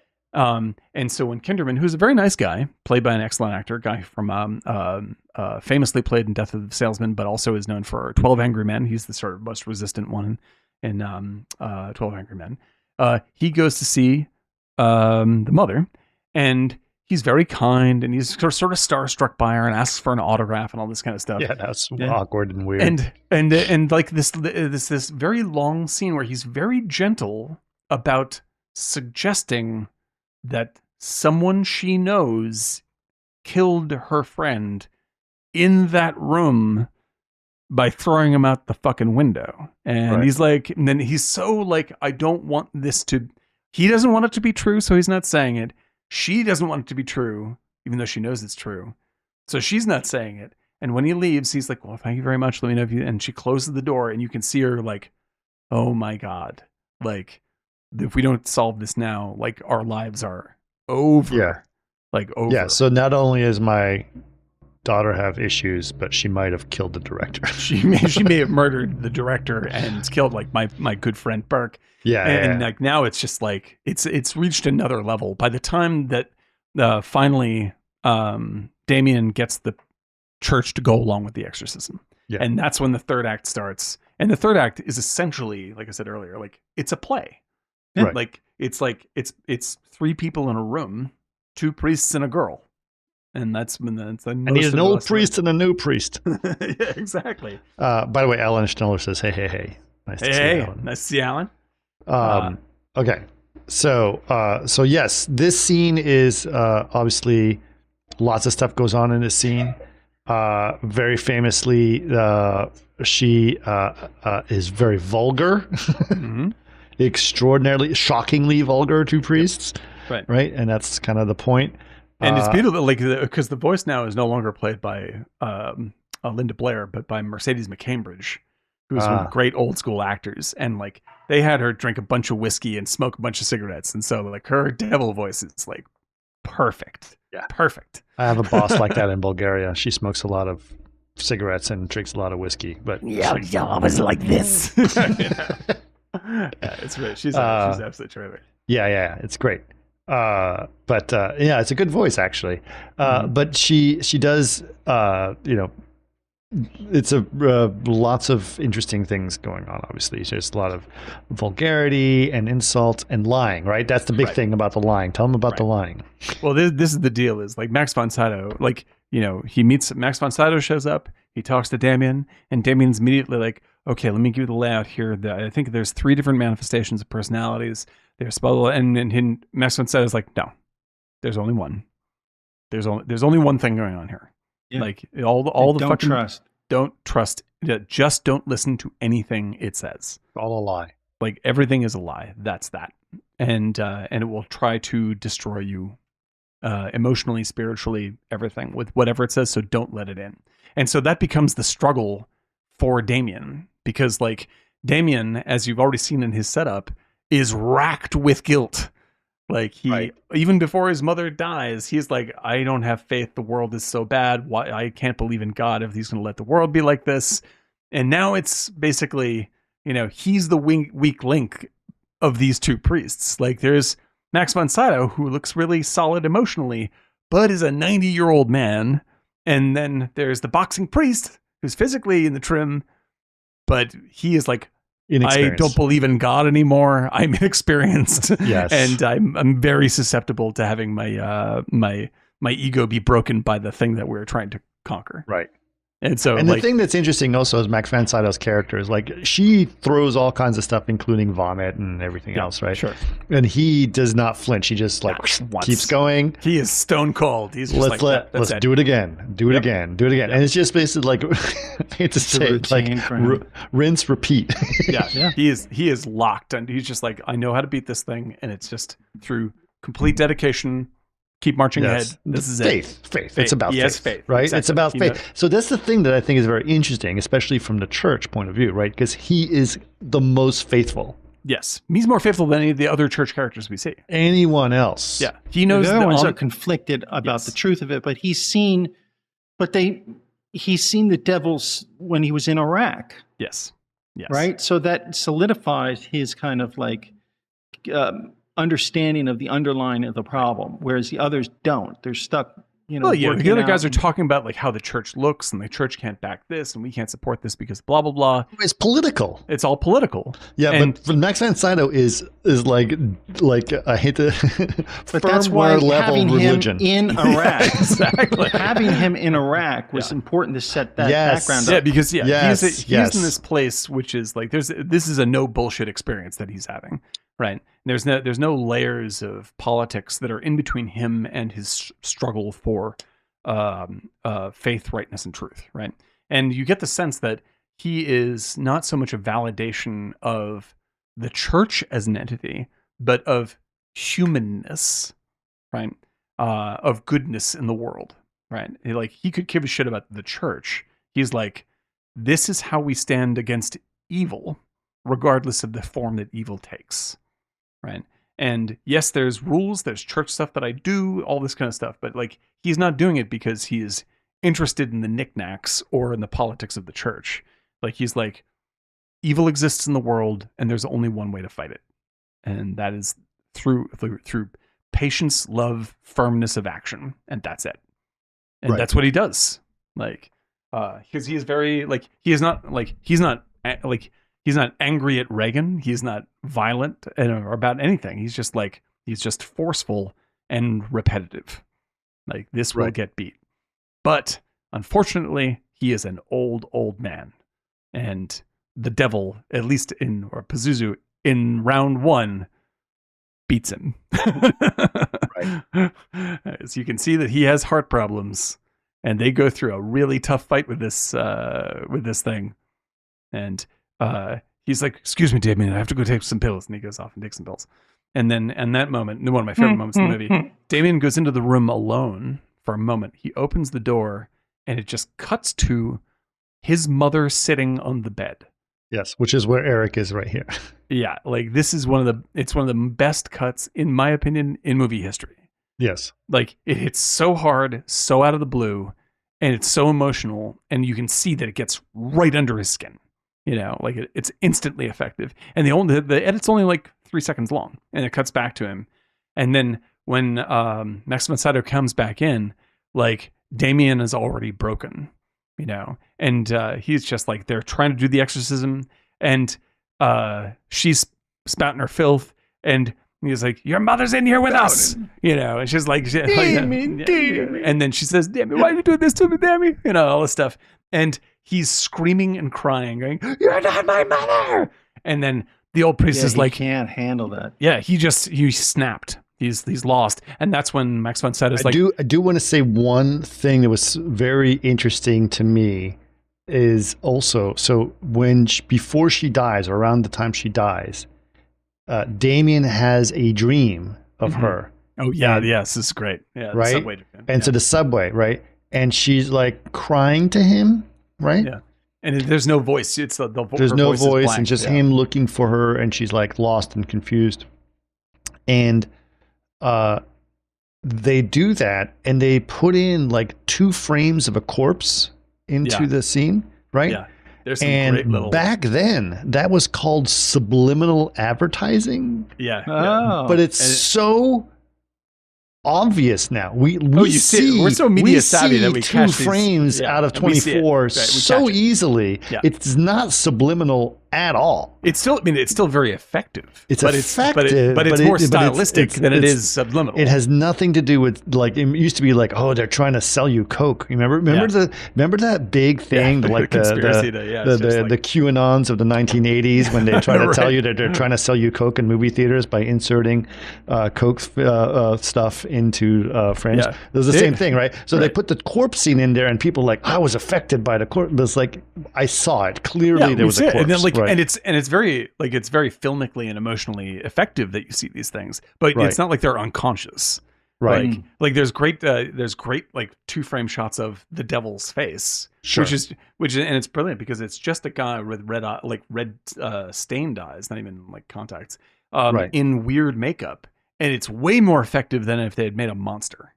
Like you just see this like when she rolls her head over, and for a second you can see like in all black this one like lit face. It's fucking startling as hell, you know, and it's really, really effective. It is, and it definitely feels a little dated too, like 1970s dated. I'm not saying it's not. I honestly wish that they would be that good today. Like there is not a horror movie made in 15, 20 years that's anywhere near as good and effective as this. Sure. And and this thing is done, like these kinds of effects are done simply because of editing, you know, as opposed to, you know, VFX, and not to pick on CG. Now, I do want to talk. Okay, so back to CG, because this is something else I noted looking at it now, all these years later, right? Mm-hmm. The breaths. Oh yeah, I was there. They shot in a refrigerator. The room is built on. It's a soundstage. I've been to that soundstage. Yeah, it's when I did a music video for Bruce Springsteen's wife. It was like a last minute. Somebody called me, Carlo, and he said, "Will you do it with Merritt Avies, who was U2's video director?" Mm-hmm. And it was only about 6 of us. And then that was the time I had went to the lunch, and Bruce met Bruce, hung out with Bruce, and at the Sony Soundstages on West 53rd Street in New York. They showed me it was beneath the soundstage. They built a refrigerated room. Right. Yep. So everyone froze their ass off and did it. He's like, "That's the Exorcist." So those are their actual breaths. That's why it looks so good. It's great. Underneath the soundstage. You lift these things up, and it's there. Must have been freezing. Yeah, it's a complete refrigerator unit. It was like 52nd, high 53rd. humidity refrigerated room. Yeah. And which is the kind of thing you get sick in. Like you get. Yeah, that's like they call it the bronchitis room, right? Yeah, exactly. Because they did the same thing with the Thing, like the Thing they used to refer. Oh, really? That as well, yeah. And like everybody got fucking sick. Like they're all that sounds like a nightmare. Yeah, it's really bad, but it's incredibly effective. There's a you have to backlight everything though. Yeah, so you catch that smoke coming. Yeah, and but today it's just like sometimes they like digitally doing breath is very hard to make it Yeah, it's so viable, good. you Right. know, and like there's a couple of movies that have gotten away with it, I think, but universally nothing matches the real thing. Shoot They try in a to refrigerator. like I remember if you like can. that was Fincher was pissed off during the social network, right? because the breaths the were looking a little not real. One plane, yeah, Like a yeah, exactly. When it's what's really like a weird muzzle is, flash. yeah, exactly. You know, and what's really funny is that when you see people really like when they go like it's fucking everywhere. It's like whoosh, Yeah. you know, it's really and so like all of the like when when they're chanting and all this kind of stuff, like it's like you see clouds of real breath, like that is Right. totally fucking convincing. It really, really works. It's brilliant. It's awesome. Yeah. But yeah, so like they do this. Damien is broken. Karas is like, Damien, get out, and just lays down the ledge. Nope, can't use it anymore. And he's like, I'm so anxious. Get the fuck out. Get up. Yeah, Like, because of the like the devil got you with the mother impression, yeah, right? Exactly. It's like Rich Right, Little so- attacked you. This Yeah. is terrible. And so like Rich Little attacked you. he did the little. He gave you a little. But yeah, they kick Damien out, and Damien's like, I have fucked it up. This is bad news, Yep. right? And then old priest goes in to deal with it himself, and Yep. Damien's left outside. Like, all right, I'll take a break and I'll go back in. Takes a break. He talks to Chris McNeil, like, and she's like, and this is the turning point for Damien in the film. Is like he is hit his lowest point. He is broken by Pazuzu.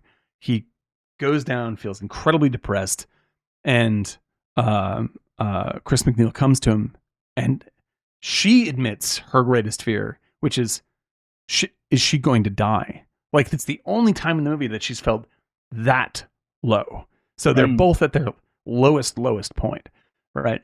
And as soon as she says it, you see he regains his strength because he's like, I see this in this woman's eyes and I can't let her daughter die. No matter what my fucking personal problems are, no, like anything else, I have to do this.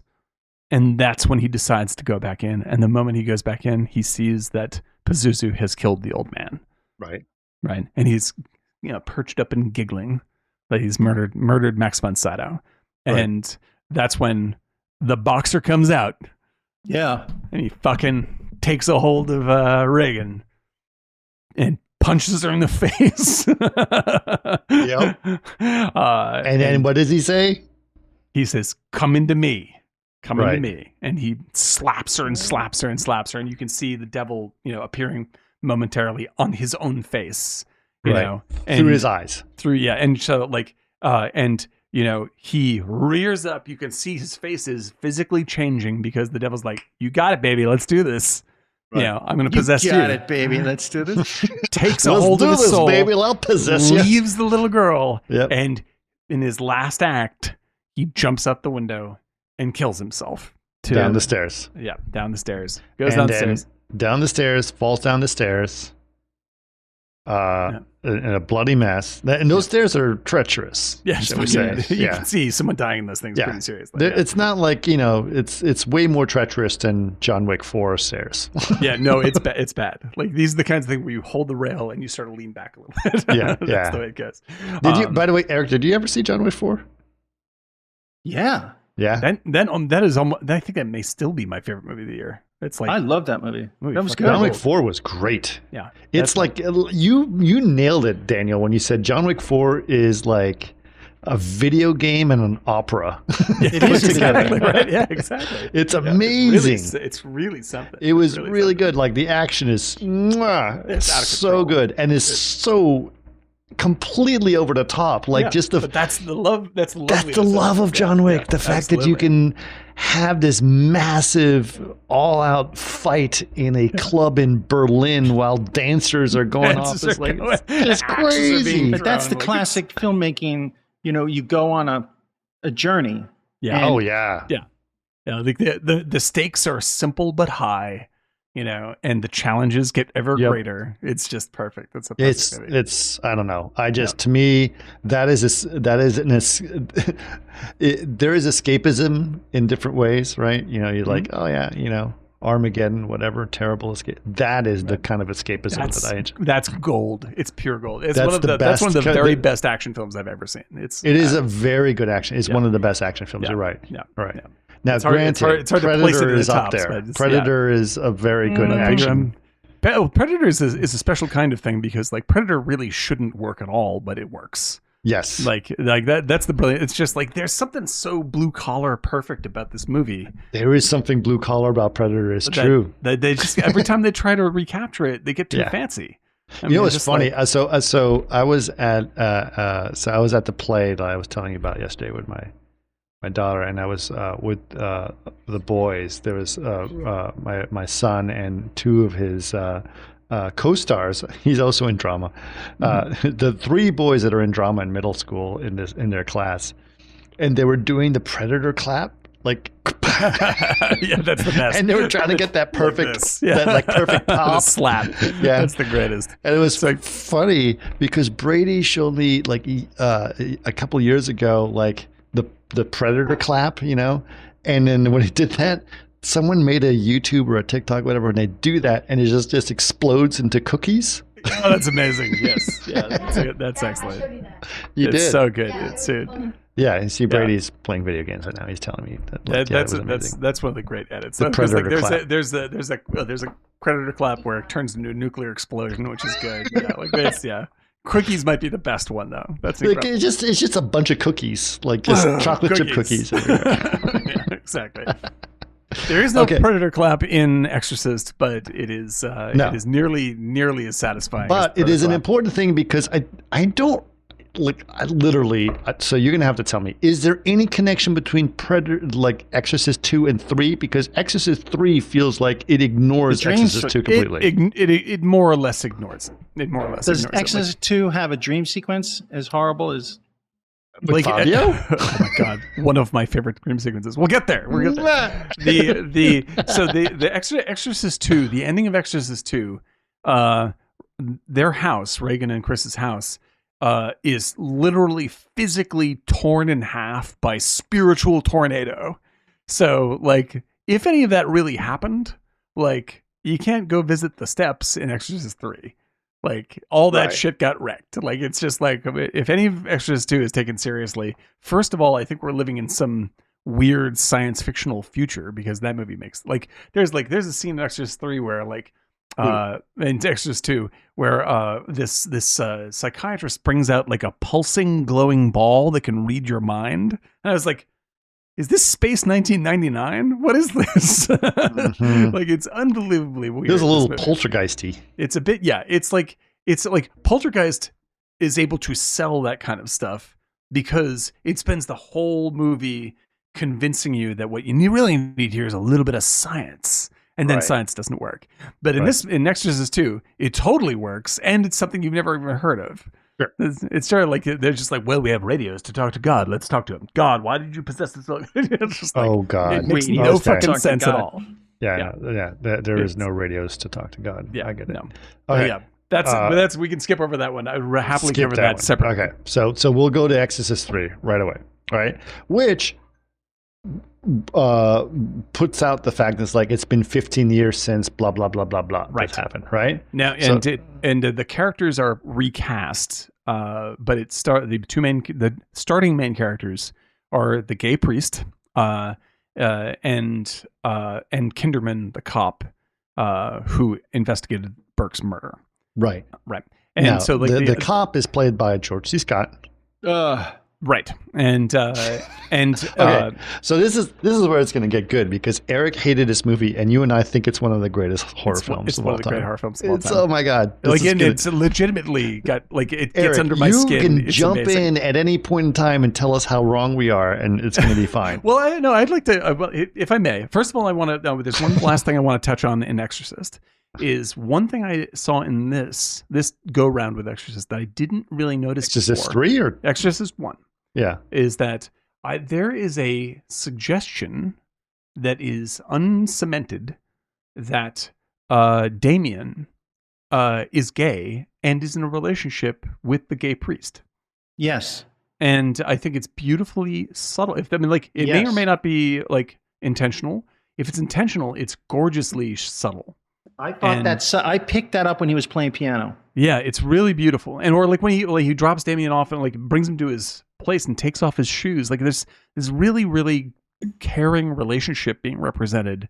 And then at the end when he goes and to he's his the body. one who's there when he dies. That's and right. It's just like there's a really nice secret story going on here of like a long-term relationship. And I was just like, that really got me. And I picked that up too. Yeah, I was really touched by that. And it's something that just totally slipped by me. Literally the other 100 times I've seen it. Yes. I should also note that, when you want to make a movie 15 years later, you don't need to spend millions and millions of dollars in CG to try to make it all work. You can just recast it.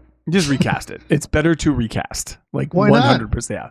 Like just recast. No one cares. It's fine. How is this? No. Yeah, it's fine. Like, because I'm actually one of the few proponents of the new Indiana Jones movie, which I thought was I like the new Indiana Jones movie. I was just like, this is a good, nice little coda. I can't believe it got hammered so hard. Yeah, no, I was like, this is a perfectly good movie. I think what it got hammered by is not even the fact that it was a good movie or a bad movie.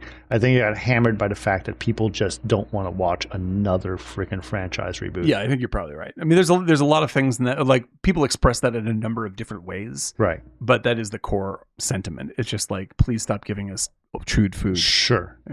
But if anyone hasn't seen that movie, I would say, why are we still doing franchises of 50-year-old movies? I mean, this is ridiculous. Yeah, it's really weird. And then we're doing it again.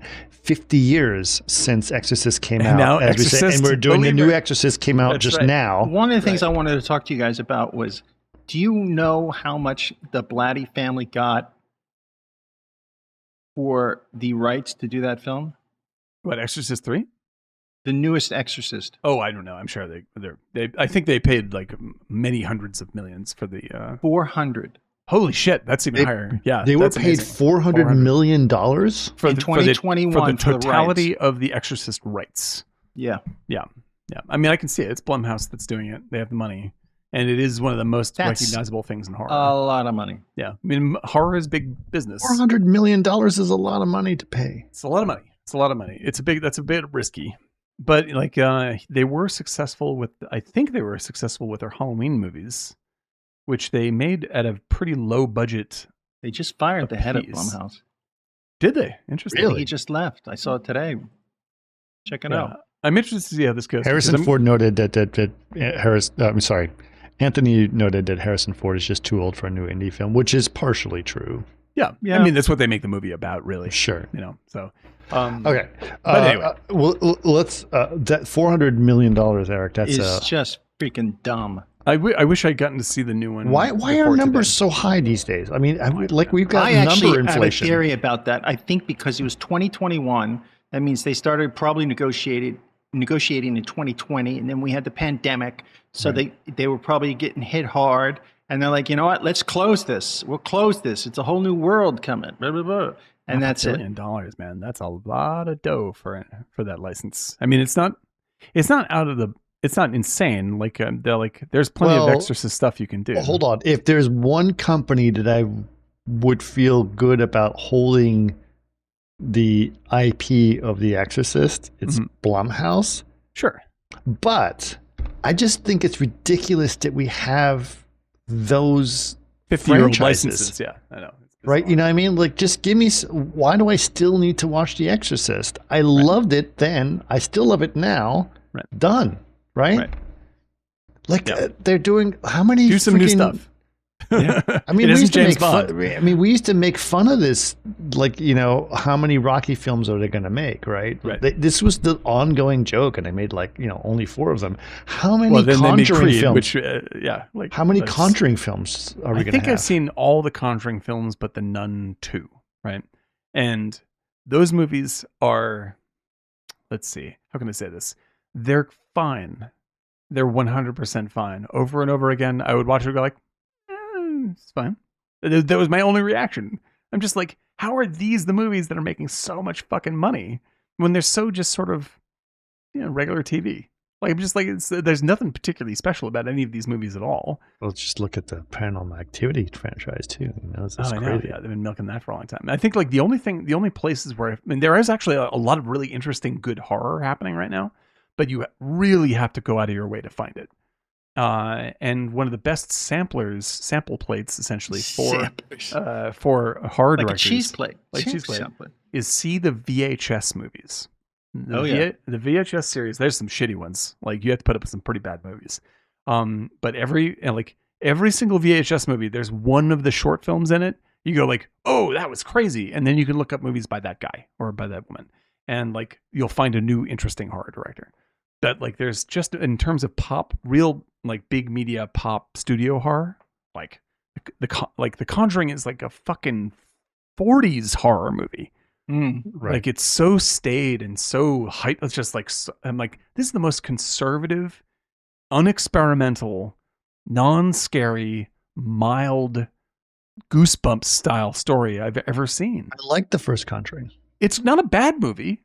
It's fun. It's perfectly fun. But you Right. compare that to the fucking Exorcist. The Exorcist was a giant hit film, right? Oscar worthy. It is today a shocking movie. Right. The Conjuring is not shocking. Like it's not scary. Right. Like it's fun. It's kind of like a haunted house ride. That's about that. But I'm really stunned at how lame most horror is today. Yeah. Anthony's saying that it's a crazy amount of money for IP that anyone under the age of 45 probably doesn't know anything about. Yeah, well, it's a good point. I think that I think that it's not so much they don't know about, like, there's probably plenty of people that haven't seen The Exorcist, but The Exorcist as an idea of being the scariest movie ever is always in the conversation, and there's lots of things that rip off The Exorcist. So it's a culturally influencing element. Yes. But I think they're really for hoping 400 million. Yeah, we keep making movies and franchises based on stuff that we did from the 70s, right? Yeah, Of course. Like Star Wars, Yeah. The Raiders of the Lost Ark, The Exorcist. Imagine if they were just like, let's bring back Sorcerer. Let's make a Sorcerer franchise. Yeah. It just Believe me, they would if they could. It's true. they did try to bring back what's the guy the short guy, the little people guy movie with the dragon. They tried to Willow. bring Yeah, they're trying to bring back Willow. Yep. Right? Yeah, I mean, it's like we can't. Apparently, Willow was a bomb when it we came have out. not done anything That's true. interesting or original since 1988, Right. and then we're just going to have to bring that all back. Well, and also, if I can just bring up one other thing, the new movie, The Creator, is out, right? And You liked it. I did like it. It is not a great movie. It's a pretty mediocre screenplay, and so you'll probably watch it and go like, I've seen this movie before. There's nothing really inventive storytelling wise. It's hard to really get invested with any of the characters. The kid is good. John David Washington is good. And the visuals are absolutely out of control, beautiful all the time. So see it for that. The action's pretty fun. But I was just like, people are really shredding this movie because of its bad story. I'm just like, I understand it's right to critique this movie for its story. However, can we at least stop and say for a second, it's a brand new fucking movie, just for a minute. And like, if you brought this level of criticism to any of the fucking Avengers movies, like the past 7 years, about Black Widow, where was your criticism then? Like, wait a minute, this screenplay isn't very good. Like, yeah, okay. However, like, it doesn't seem like we've been really pressing the studios to make good movies. So I don't know why suddenly you're hot to criticize The Creator when everything else about it is more impressive. Yes. By the way, chat's kind of blowing up. Dave 3D says that, yeah, J.J. Abrams is trying to remake Krull. Yeah, there you go. Like, okay. Yeah, there you go. And then Glory. Anthony is saying that I thought that The Creator was very good, not amazing. Hope turns into a cult hit. Okay. It is a horrible bomb. Cult hit, hopefully, but is it right now a horrible bomb? That's too bad. And the takeaway is going to be like, see, that's why we don't do non-franchise pictures. Yeah, that's no one wants to go see actually it. what's going to happen. That's actually what's going to happen. Yeah. But the fact is, you can say exactly the same thing about Indiana Jones and Z. That's why you shouldn't do franchise pictures. Yeah, but they don't. So they don't say it that know way. what to do. And the fact Nobody knows is, you anything. need to make something new. And the only thing that I've seen that's new, that's like kind of like shocked people and like, what the fuck is that? Is like Everything Everywhere, right? Yeah, so right. that's what we need to do. Right. Yeah, that is like sorry. if you have that's the kind of stuff. And where it's not just that. It's something like that, or actually something not like that. It's just something that's not what we've seen. Yeah, don't keep on showing us the same thing. Like, Yes.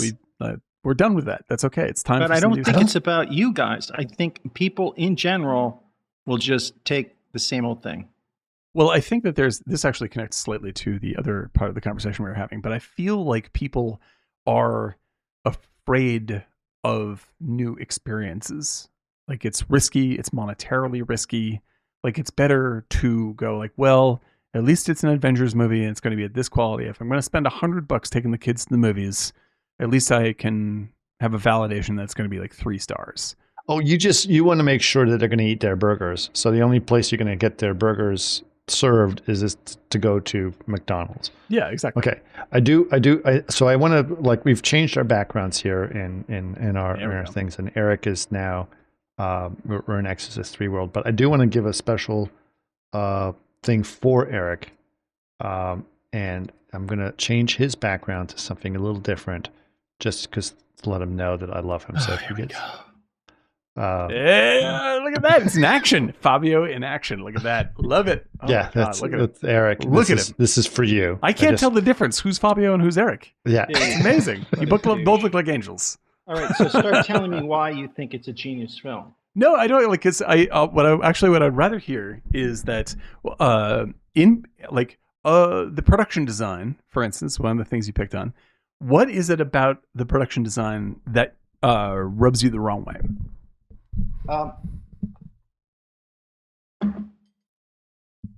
Because I think we can just go like detail by detail. I mean, I'm interested in the perspective on this. I feel differently, I think but I'm not the gonna... image I put behind him clearly shows that in some ways. I'm mesmerized by that. Hold on, I just froze in a twitch.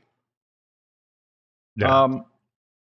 The production design. Okay, so let's start. Take it from the top. I thought it wasn't very, like, the main hospital was very flat. It wasn't very imaginative. Daryl? Yeah. Very stagey. Stagey. Mm-hmm. I thought the lighting was very, very flat. I thought there were a lot of actors with not a lot to do. In a sense, they were like, they weren't very good, the extras. But in terms of the set design, I thought it was very, it wasn't very imaginative. You know, it almost was stagey, yes, because there was a lot of columns. I didn't like the color palette. But I'm not just picking on it because of the art direction. I could not believe, particularly I thought the camera work and the extras didn't have a lot of depth. And I also felt like George C. Scott was absolutely riffing. Like, it was almost like he was just making shit up because the director wasn't a very experienced director, who was William Blatty. Right. This is true. And he did direct. He has directed a couple other films, such as Ninth Configuration, and I think maybe one more. Yeah. Keep talking, and I'll come in. I was trying very hard to follow the story. I get it. I validate your truth, my friend. But I don't think he was very good either. George C. Scott seemed like he was just dialing it in. I don't know. I thought he was good. From the top of this movie, I'll just say, to generally speak. So what's your this top movie, George C. Scott performance? My absolute top, the undefeatable top, has got to be the crazy general in Dr. Strangelove. Okay. So we're 100% agreement. Yeah, I like that, but I also like the one he's in the porn film. He's very good in that. Yeah, he's excellent in that. Yeah, Patton to me felt over the top. Yeah, that's a little over. That's kind of a starchy movie. But he does that a little bit, right? He does that, like, even in Doctor Strangelove, he's a little like, yeah, right. Like, imagine. I would love to see he's Bill an Hader. older version of from Jaws, the professor. from Jaws. I would love to see Bill Hader do an impression of Oh my God, I George bet C. he Scott. nails it. I bet he would nail it. Yeah. Yeah. He's the king of bizarre I'm eating, impressions. Chris. Sorry. I don't know, like his little speech about the carp. Man. I love everything about this. Is like, Tell me why, please. So, It's funny as hell. Okay, it's funny. And even the priest is trying not to laugh about the carp scene. So here's from the general to the specific. You can tell, it's out of context of the movie, the point but tell them what's this going on. Wait. Just quickly. Yeah, go ahead. If you're using the name The Exorcist, there's some sort of. I don't think he directed it to be as funny. And if it's a bad movie, I get it. You laugh and follow along. But it absolutely had no nuance, anything compared to the first one. I think it's. No, I think what it's trying to do is show their camaraderie and their friendship. I mean, it's 100% about them saying something. It's just like us being friends and joking about stuff together, right? I think that it's a good point, Eric, in that that this movie. It's like for instance, like two great films, two of the best films ever made are Alien and Aliens, right?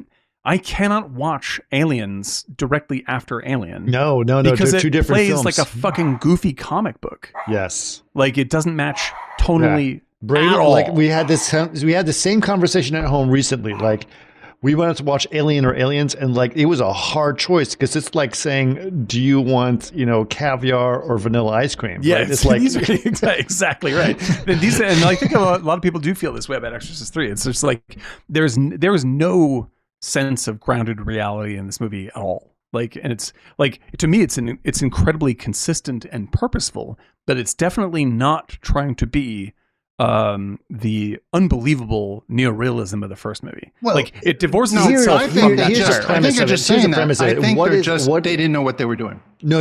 I think they did. There's Yeah, like I think basically there's saying, no way how do we Blatty turn knew that. No, how do we turn I a understand you. serial Wait. killer? I understand you disagree, but that Yeah, doesn't yeah. mean like these are just There's opinions. no way. Just I think opinions. Blatty took it and he's doing it, and he absolutely does not know what he's doing. I hear your opinion entirely. Absolutely. And you know how I agree. can tell? Do you know how I can tell? How can you tell? Is because there are moments where George C. Scott, I personally felt, is when the actor starts to take over as a director, and they're throwing things. When he started talking about Shakespeare and all these things, he was moving away from what his character is, and he was just riffing because internally he didn't feel like he was being controlled by a real director.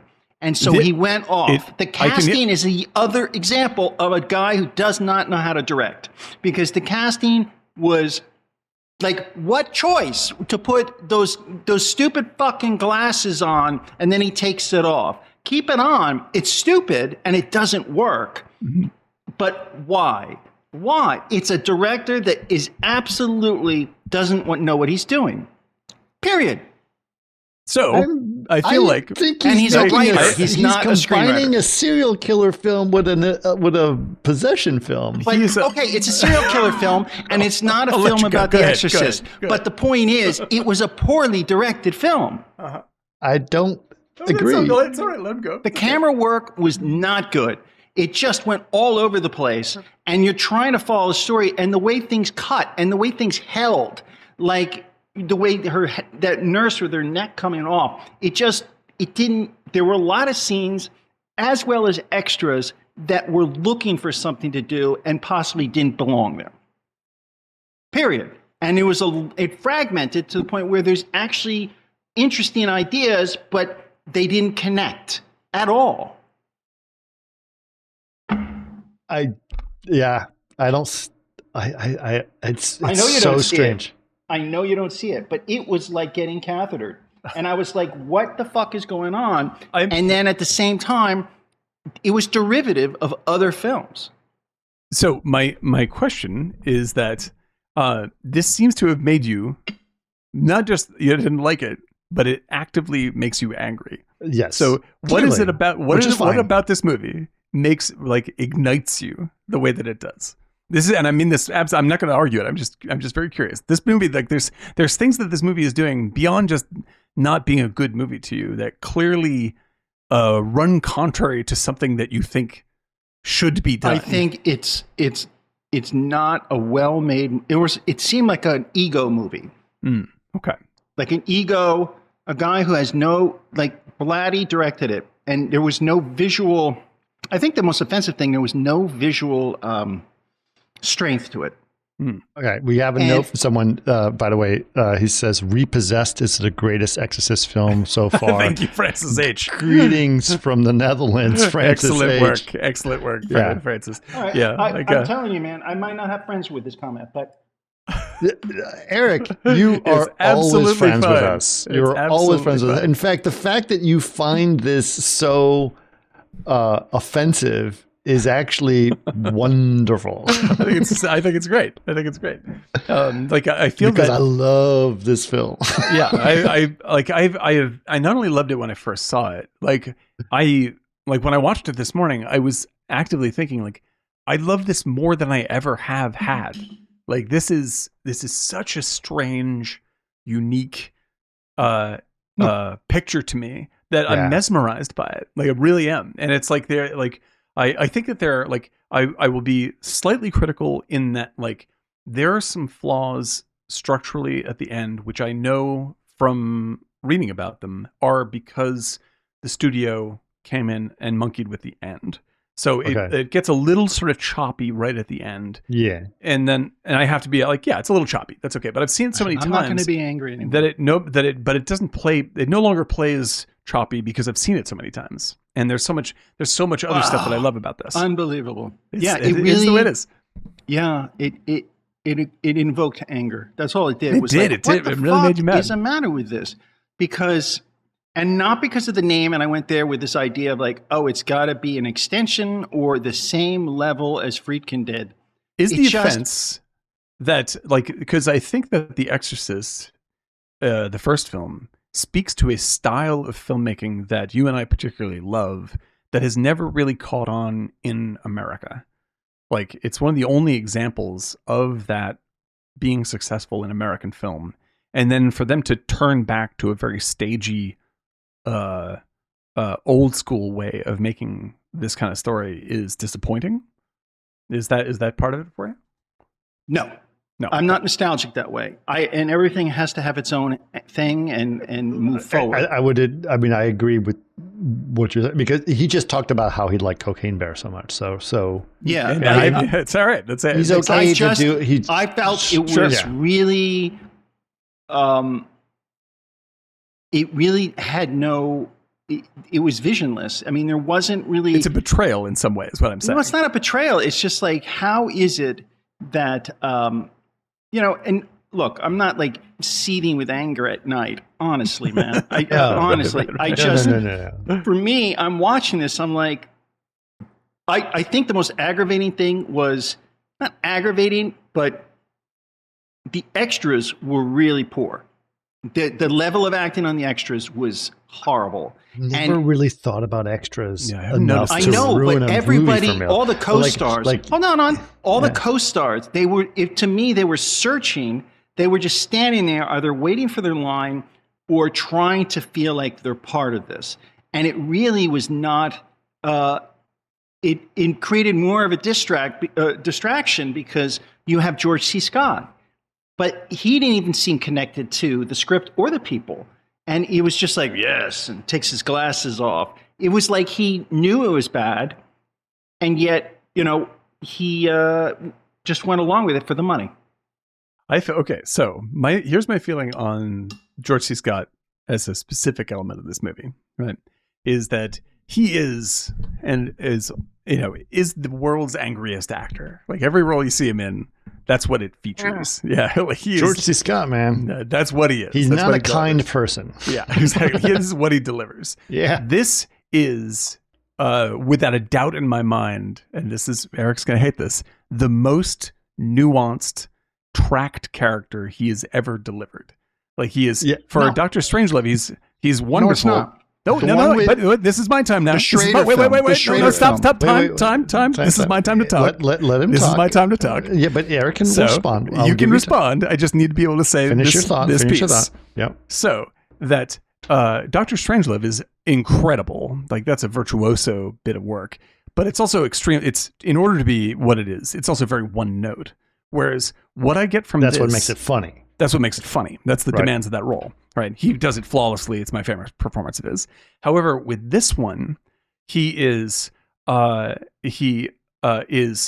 only does he establish with I forgot the actor's name, but the guy playing the priest, his friend, like there is such to me a very, very realistic old friendship and the way they play off each other that he is sort of calmed by all those little back and forths with him, like bring his character down to he's still angry, but you can see the value of this friendship is that it's the closest thing to real human faith that he has. But they also have this whole backstory that they do as well, right? Where they basically yeah, and he's on the bed reading Women's Wear Daily, and it's just like it was just sticky. I love all these guys. I love all these guys.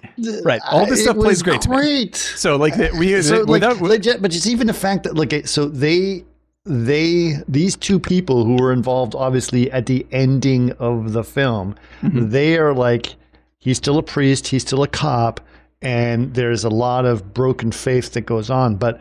What happens in this specific movie is like it's been 15 years since he's been killed and they're still good friends. Right. So they see each other and they each make an excuse to each other. It's like, well, I have to be with him because it's been 15 years. These are the islands of hope in each other's lives. Right. And so like even when they're doing the shticky bits, like in the hospital. They're not saying that they're the vulnerable ones. They're saying, I have to be there for my friend because he's really gets depressed on this day. But they're saying it to each other. They're saying it to themselves. They're saying it about themselves. Like these are the only people in their lives. The other is the only person in their life that makes life real to them anymore. And everything else is very rote.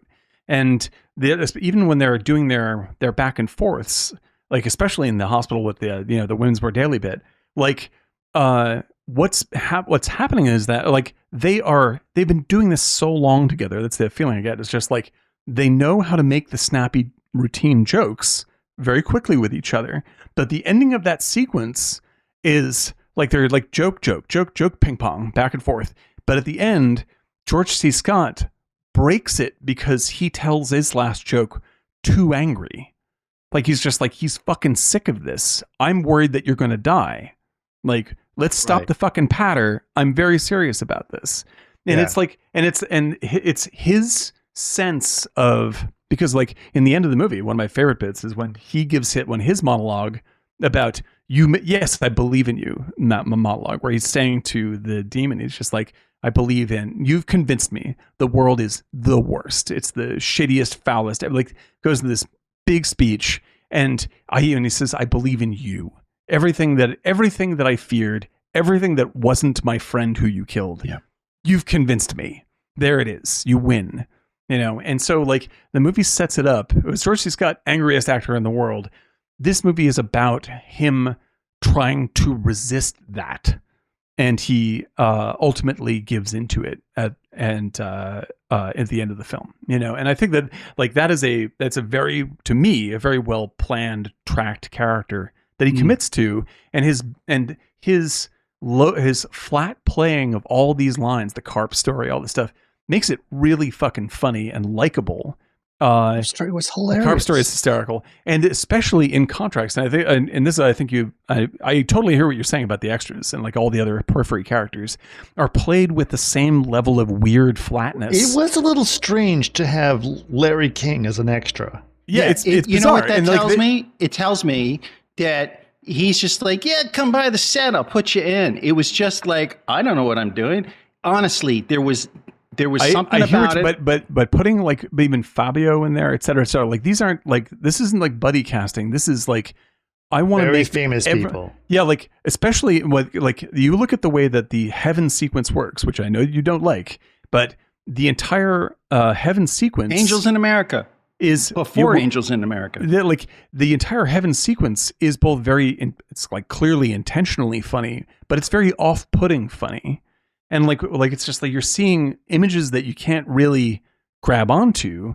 You're just like, is that fucking fat? What? And there's a priest inside of a vacuum bell, and like, all these very strange things. And the awesome conversation he briefly has with the kid when he's just like, oh, Thomas, I'm so sorry you were murdered. So you were murdered. You know, and you're just like, what the fuck is going on here? And what this all says to me is that he has a consistency of low grade surreality and non-reality that permeates the entire film, not just the heaven sequence. And like, it's so consistently sort of artificial and bizarre versus his realism, George C. Scott's realism, that becomes the struggle of the film. It's like George C. Scott is the living one versus the artificial world. And I think that's a really, really wild thing to have done so consistently, because like to me, what it feels like, because you know that I sort of famously don't like Terry Gilliam films, right?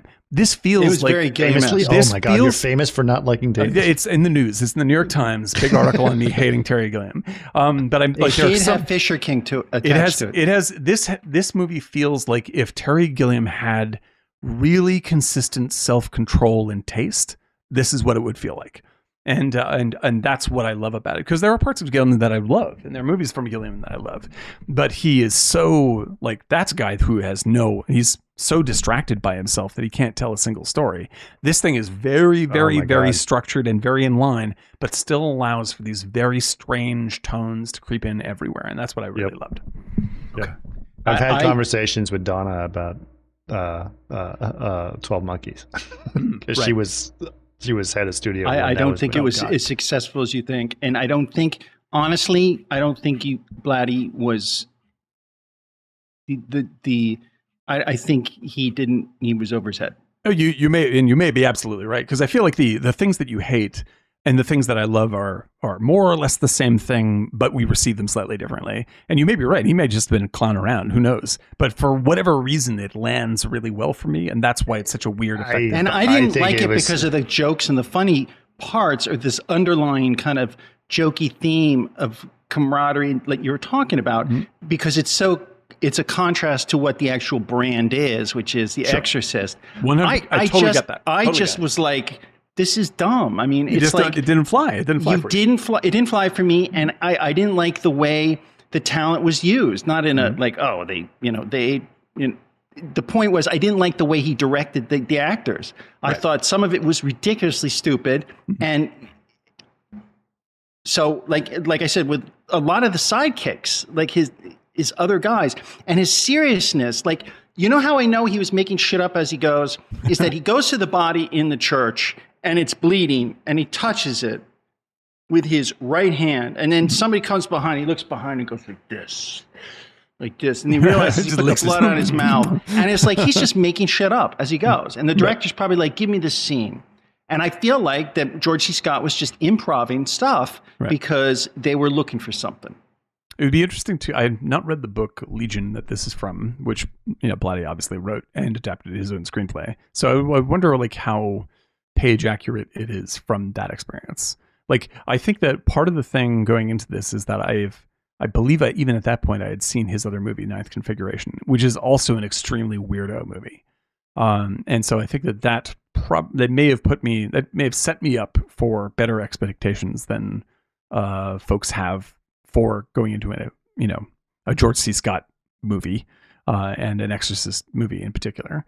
Like, the dude makes sort of wacko pictures, and I appreciate that. And so like I think that what's like, if all that stuff for everybody else, like if it works, if it doesn't work for you, it's definitely not going to work, because Eric is absolutely right. Like, all this shit that he talks about is pervasive. It's what makes up the movie. Like, I like this stuff, but I can't pretend like it doesn't exist. It's like, if you don't like it, you're not going to like this movie at all, right? But if it does, I think this thing is like the beginning of the jump scares. It's got so many important. It has possibly my all-time favorite jump scare, which is it's not the beginning of jump scares, Chris. Well, it's not the beginning. Really? Like, Alien is a jump scare, sure. Yeah. Like, there's plenty of good jump scares previous to this, but however, I've never seen a meal made out of a jump scare so thoroughly, yet still works perfectly every single time as the nurse's station scene. Like, that is a legendary bit of work. And that's another theater story I can tell briefly. This is not a Blue story, but when that happened, when I saw it in the theater, when it happened, I saw the theater was like maybe 40 people in the theater, not packed, just a little bunch of people. When that happened, the theater not just screamed, but people, including me, stood straight up in our chairs and we're like, what the fuck? And then we were all standing around for like 30 seconds laughing at each other for being such fucking idiots that we were that scared in the movie. I was just like, that's something you can't, like, nothing can take away from me. It's like, I have never been that startled in a movie in my entire life. Brilliantly done. There was, it was a long time ago, before kids and etc. We were, Karen and I, and someone else was there with us, and we were watching the audition. Oh yeah, on DVD, right? That's in a our good house. movie. That's funny. And there's a scene which is a freaking hallway, and a person keeps going across the thing, right? Right. Very similar to Yep, the jump scare scene absolutely. in Exorcist 3. Yep. Oh, and Anthony Rosenbaum says Jaws has the original jump scare for me when the diver, when the head comes through the hole. I think, But I will even throw in an earlier one, which is in the original version of The Thing, when the arm comes through the door. Still makes me jump today. It's so fast and it's so crazy. It's awesomely done. It's awesome. Right. But we were watching the audition, and then there's because it's a single shot and someone keeps crossing, etc. You just see a hallway and we're like, oh shit, what's going to happen? And we're all just terrified waiting. Didn't realize that the DVD had frozen. And we were waiting there for like 3 minutes. Oh, it was a really good jump scare. They really milk it. Yeah. I don't remember them milking it quite this long. Yeah. It's just the boss. It happened. Anyway, that was my old story. But okay, where were we? So this is going to be hard to talk about with so much disagreement on this. But well, can I give just I can blow through the story very quickly, if that helps. Okay. Just give people. Let's make this happen. Go ahead. Okay, so here you go. Exorcist III takes the gay priest and the cop from the first film and makes them the central characters. Specifically, the cop played by George C. Scott. There are murders happening in Georgetown that are religiously themed, essentially, where people are being murdered, like having their heads cut off and being replaced with heads of statues and stuff like this. It is also of a serial killer that has the motives of a serial killer that has been executed 15 years ago, called the Gemini Killer. Killer. George C. Scott is the lead investigator on this. He is he's not only baffled by the case, but like he knows like this. Like it's not just like this is like the Gemini Killer. It's rather that whoever is killing these people knows how the Gemini Killer actually killed people, because what they put out in the press was different so they could spot what people that were crazy. Copycats, yeah. And so he's like, this is something actual going on. This thematically between him and his friend, the priest, is the world is turned into a terrible place that I don't understand anymore. And then his friend, they're all horrible. And also, George C. Scott blames God. Blames for God everything for that's going wrong, and the priest is like, there you go, blaming God again. Right. And so the priest is, he is just as laconic and jokey as George C. Scott is, but he comes from the point of view of having faith in humanity. Just like, listen, I know it's terrible, but you have to believe that we are trying to be good and we are all headed towards a good place together. Right. So these murders continue to happen, and they seem to become centralized around one hospital, right? And in the hospital, there's a person in the lowest level of the hospital, like Hannibal Lecter style, who is the very disturbed area, the disturbed ward, and this guy is this sort of mysterious figure, and the murders, George C. Scott is drawn into this because he's like, this seems to lead back to this hospital and ultimately to this person. Right. And also, we should note that the reason they go into the hospital is because the priest, his friend, checks into the hospital because he's sick and he's reading Women's World Wear Daily. Right? And while he is there, he gets killed. Right? And killed in this very bizarre way. Everyone gets killed in bizarre ways, right? Yes. So he was killed where all the blood was drained from his body, put into small jars, and then he was decapitated with no blood left in his body.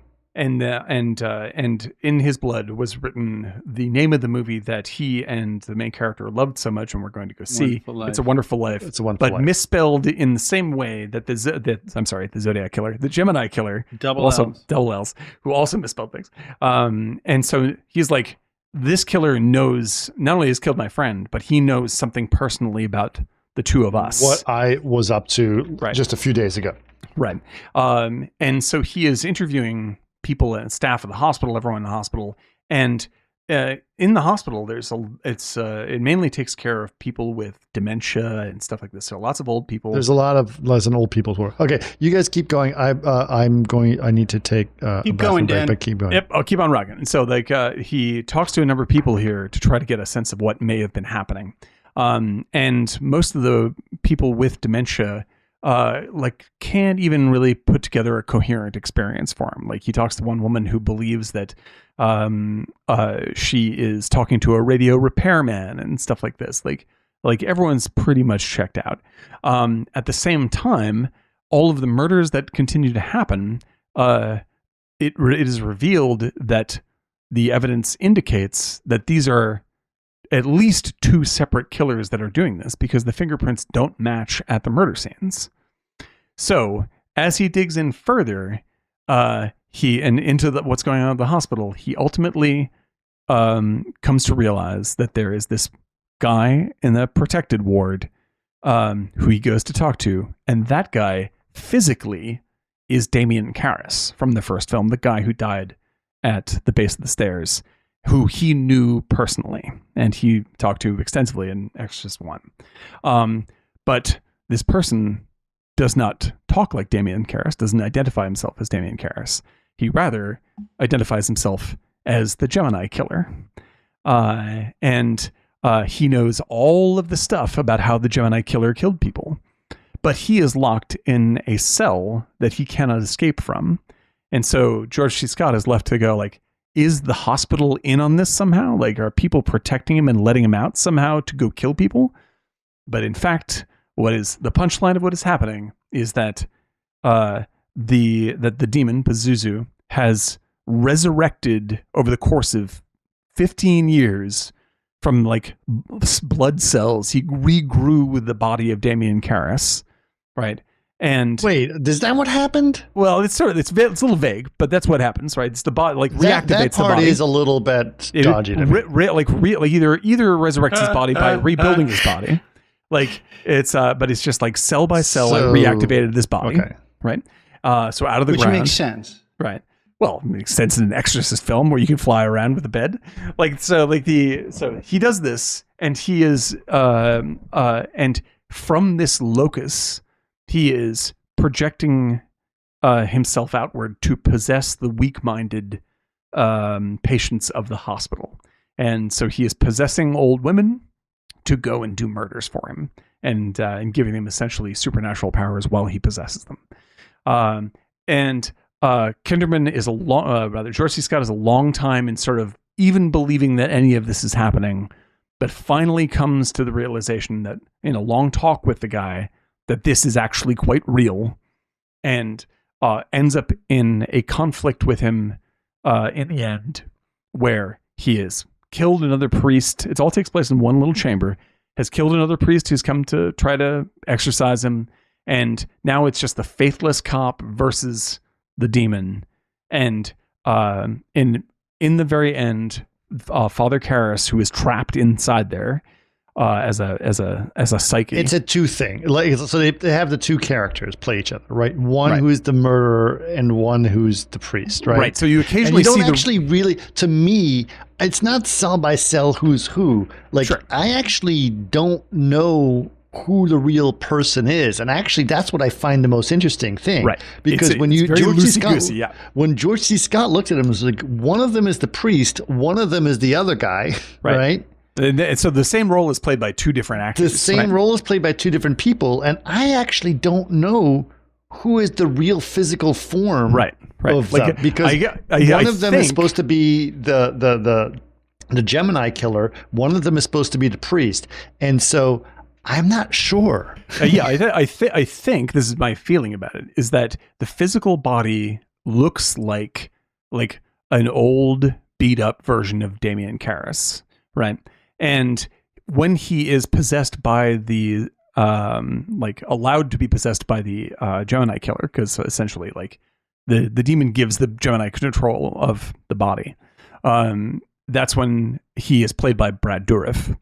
And when the moments you see him as Karras are when he is really possessed of himself, right? And so in the end, Karras takes control of the body just long enough for his friend to kill him. And that's what ends the possession. And that's more or less the end of the movie.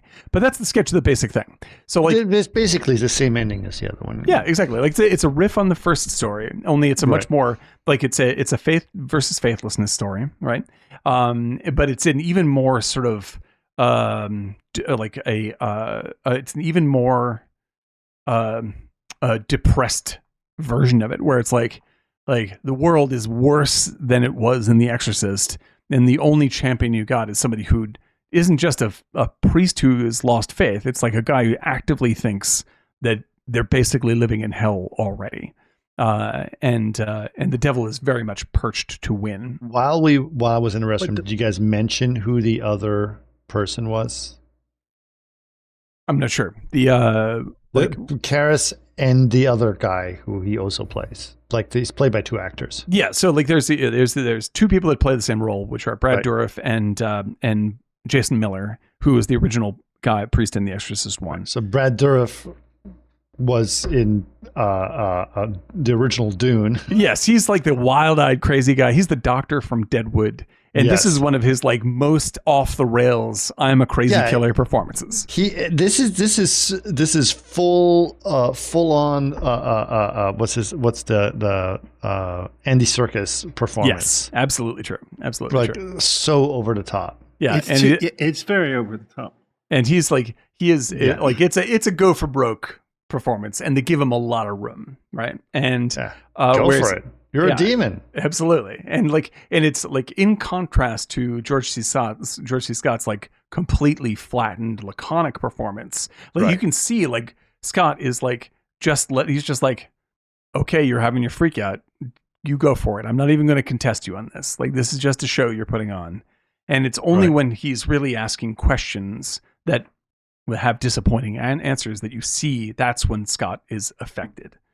Like, which is very similar to the first one, where it's like with the the fucking devil can say whatever he wants, but it's not going to affect Max von Sydow. It's just like, yeah, whatever. That's a bunch of screaming bullshit. You know, like I'm only interested in one truth, and I think that George C. Scott's pretty sensitive to that.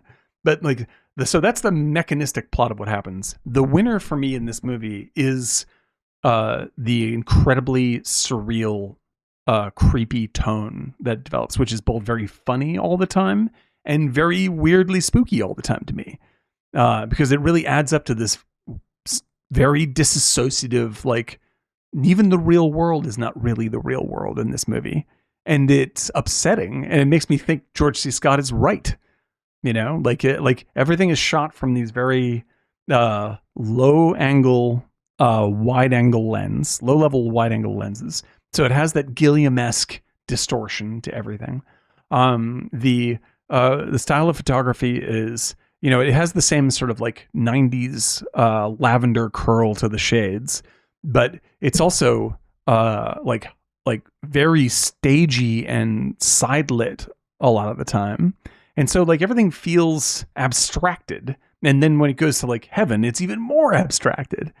And so like all that stuff ends up getting under my skin as I watch it. Like I'm sort of convinced by this very thorough artificial experience. That's why I love that movie. But also all those reasons, as I said, are very similar to the reasons why Eric hates this movie.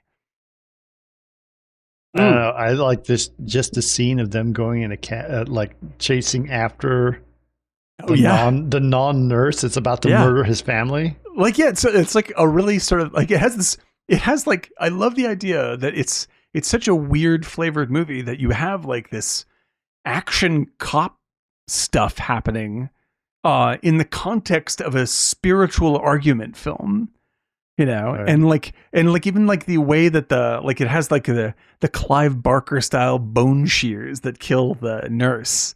And, and when the other nurse comes to the house and tries to kill George C. Scott's daughter in that car chase you're describing, Right. and you see like the bone shears are closing on her neck, and the old lady pulls the daughter sideways, and it has this weird choppy stop motion flavor to it. I'm like, Right.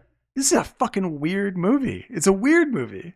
Yeah. And like in a really, really exciting way to me. Also, like they do subtle things, like he's working late on the case and she stumbles in the kitchen and she looks like she's possessed. Oh yeah, it's great. But she's not. She's just not, tired. Exactly. Yeah. I mean, like, yeah, it has like things that are both funny and upsettingly creepy. Like the old woman crawling on the ceiling.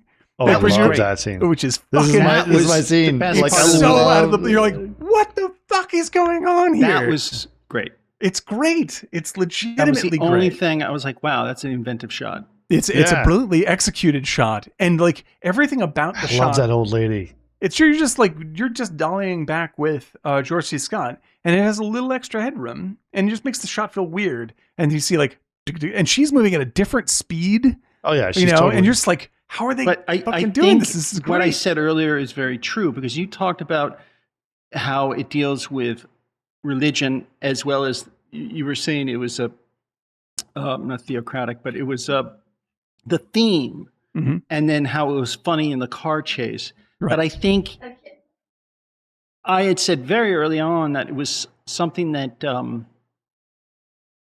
it didn't know where it was going, and it was, and I think that's what got me, was that there's potential for a lot of things, sure, both visually and story-wise, but it was just fragmented and different thoughts and ideas, right, like strung together. And then I think by me seeing different portions of George C. Scott's performance, where it seemed like he was just like an actor riffing. Yeah, they just gave him a bunch of rope. That's right. And when that happens, it's a director who doesn't know what the fuck he's doing. Right. And so it, because...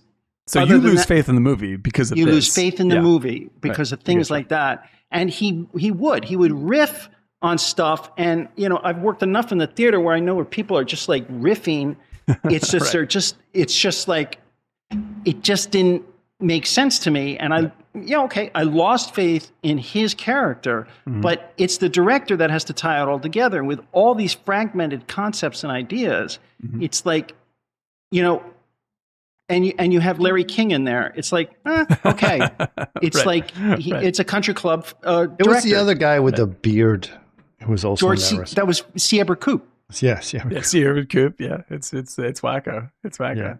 Yeah, like I totally hear where you're coming from. I think that, and you may be right that I'm giving the director way too much credit for that. And I feel like it's one of these unanswerable questions. The dude's dead, so we don't know. But we can dig his body up and roll it down a hill, see if he wakes up. Right, exactly. Or maybe down the staircase. Yeah, Pazuzu can regrow his brain.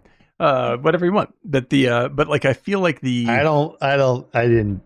That movie didn't tell me it regrew his brain. It was that's a little bit too Hellraiser for me. Yeah, sure. Like it might, like it's utterly not. I'm projecting a lot of that. So like it's an utterly non-specific thing. Like he's found wandering around is what the real story is. So you don't even know where he came from. Right. But so like Pazuzu or whatever has resurrected this body, whether he forced him into being or whether he rose from the grave. My feeling is that he went from one body and was like, oh great, I'm going to take this other thing. I'm going to put them all together. By the way, did it not seem odd that his daughter was kind of young considering George C. Scott's age? I come from a relationship like this, so it's not odd to me. But yes, it's unusual for sure. Oh, did you guys notice the altar boy? No. Yes. The altar boy is actually a pretty famous sitcom actor and stuff now. Really? Yeah. He was in a show. He was an altar boy named Feldman. No, he's been in a bunch of that. He's really good The name actor. in the character, his name was Feldman. So it's a joke. In this movie, Yeah. The priest he said, oh, wasn't this about, he mentioned something about The Exorcist. He's like, get out of here, Feldman, just go. Right. That's right. He's credited as altar boy in this. Right. It reminds me of you'll like this, Eric. It reminds me of the cigarette commercial in Woody Allen's movie. It's just like the holy smokes or whatever it was, and he goes like, I smoke them, he smokes them, pointing to God. I smoke them, he smokes them. That's what we need. A little bit more Woody Allen Exorcist movie. Oh my God. The Exorcist, directed by Woody Allen. That would be, I think we'd all agree on that picture. I'm trying to find the guy. Oh, there he is. His name is Kevin. Okay, I'm putting it in here. You guys are going to recognize. His name is Kevin Corrigan. I'm putting it in our Twitter. I'll put it in both chats. I'll put it in our Twitch chat and our live stream chat. He's been in a bunch of things. And he was the altar boy. And he has a very distinguished voice. He was in True Romance. He was in The Departed. Wow. Yeah. And I was like, oh my God, I know that voice. Oh, that guy. That's him. Yeah. His voice is very recognizable. Yep. No, he's been in Oh my million God. things to that dude. That's funny. I didn't recognize him in the slightest. That's funny. Yeah. I was like, I know that voice. And he was so young. And yeah, he did a TV show that Karen and I watched that no one else watched back in the early 2000s. He's done a lot of He's work. been a working actor forever. What's Look at that? his list. Is it Grounded for Life? Grounded for Life. Damn, never saw that's it. why I married this woman, because she can name that stuff. I don't even know who you're talking about. Grounded Nice. for Life is exactly what it was. Yeah. Grounded for Life. That's the name of the show. It was about it was about these people that were living in Staten Island, New York, and it was funny. It was kind of a funny sitcom. Yeah, early 2000s. There you go. Yeah, he's been in a ton of stuff. I was like, I know that voice. Yeah, That's pretty great. Yeah, he's a total throwaway character. He's in there for like one. well, he scene. was. I mean, think Yeah, he's about just a that. I mean, he was day probably one of his first movies. Yeah. Actually, let's look it up. Look, Close to it. I mean, he's very young. Exorcist. Yeah. Okay. So his first film was in 1989. Exorcist was in 1990. Yeah, no, he's Right. like, I'm lucky to be on set. Yeah, and he was in Goodfellas. That's Goodfellas. right. Yes, that's right. And he's in The Departed as well, I see. So Yes. he's a Marty regular. Okay. It's a Nice. Marty. He's a Marty. He's in True Romance. Nice. Good for him, man. Yeah, he plays the same guy all the time. Makes money. It's good. He's good. He's got a good I voice. love a good character actor. Absolutely. Yeah, but he was in Buffalo 66. Eric.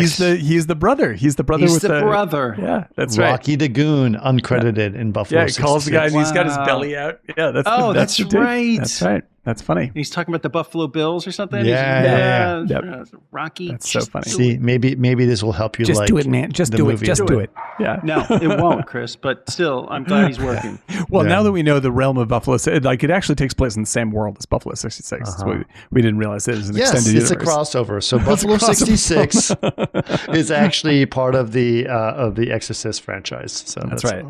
There you That's go. all And I Buffalo gotta say. 66 is the movie that you don't like, Chris. So we just I hated that movie. Right. So we need like That's an interest. unbelievable. That's how I Yeah. remember this. Yeah, because you and I love that movie, Eric. I So, adore that movie. oh, it's incredible. I love that movie. Yeah, but, I hate that movie. So, but It's now okay. we need. It's okay. Listen. All right, that's what we this, do. This is good. And like, actually, Dave Freedy is when you guys disagree that it's the best. Awesome. Yeah. Excellent. Yeah, this is definitely one of Honestly, these. about halfway through the show, and Dan's just riffing and talking on how great this is. Yeah. And I was thinking to myself, and I kind of chuckled. I was like, these guys talked about it before. They're just pulling my fucking leg if they're shitting me. That's And right. so I was like, this is not true. Right at the end They of the like can't- drink talk. We hated it. Just kidding. Yeah, Drink. that's exactly it. And I was like, there's no way I'm going to say I like this movie. And it's like, it's You unbelievable. shouldn't say that you like it. I don't listen. I'm not No. saying anyone should change their minds about anything. Absolutely. No. I thought you were joking. What is the Nope. there must be a movie that I have hated that you guys loved. There must be a third version of this. I just don't know what it is. It's because I love everything for no reason. You do. So my opinions are terrible. This is why Return it of the works. Jedi? You don't love that movie. It's impossible No, I to don't love that movie. Like, that's not even remotely possible. I'm trying to. You hated Barbie. I didn't hate Barbie. I didn't hate. I Okay. wouldn't- yeah, no. I Really? think You I had thought- problems with Barbie. I had problems with Barbie, and I think that Barbie is a like, yeah, there's problems. What with Barbie. movies? So here's the problem, Dan. Is like there's a lot of movies you don't like. Yeah, there's movies that I don't like, but there's very few movies that I hate, and sometimes that hit. Sometimes there is a movie that I hate that I'm like really aggressive at.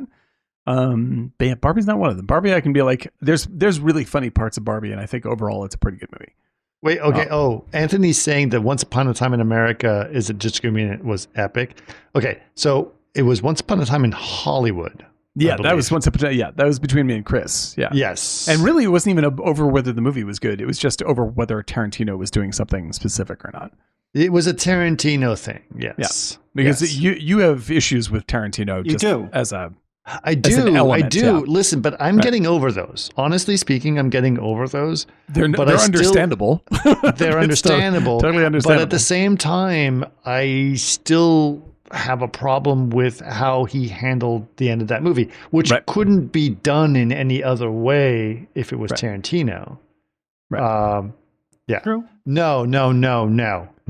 Oh, Dave my 3D, there's no way. So Well, Dave 3D says you guys should review Black Widow so Dan could like turn I hate. No, because I think that's going to be I have a feeling that's going to be all of us agreeing that's a terrible movie. So that's a terrible movie. Yeah, so there's no way. I'm not going to do that. Well, the thing is, Yeah. like, because these movies, like, well, Once Upon a Time in Hollywood, like, outside of the ending, you think is a really well-made movie. Like, there's like, it's a I like nicely that made movie, even though I don't like You the and I, ending. yeah, like yeah, beautiful. we all agree on like there's a level of quality to the movie, whether or not we think it's Absolutely. the best movie, right? Not like and stuff like like whatever Barbie and stuff like that. So like most of that dialogue is like, yeah, this is actually pretty good. It just has flaws, but like for something like this where it's like two people love and one person hates, that's a really rare combination on this show. Right. It's only like Buffalo 66 is the only other one I can think of right off the bat where it's just like we come in like that fucking sucked and then the other two are like, what? That's a beautiful movie. I Yeah. love that movie. Yeah, I just did not because I just dislike. You hate Vincent Gallo's character. Like, Yeah, and you am hate I that wrong?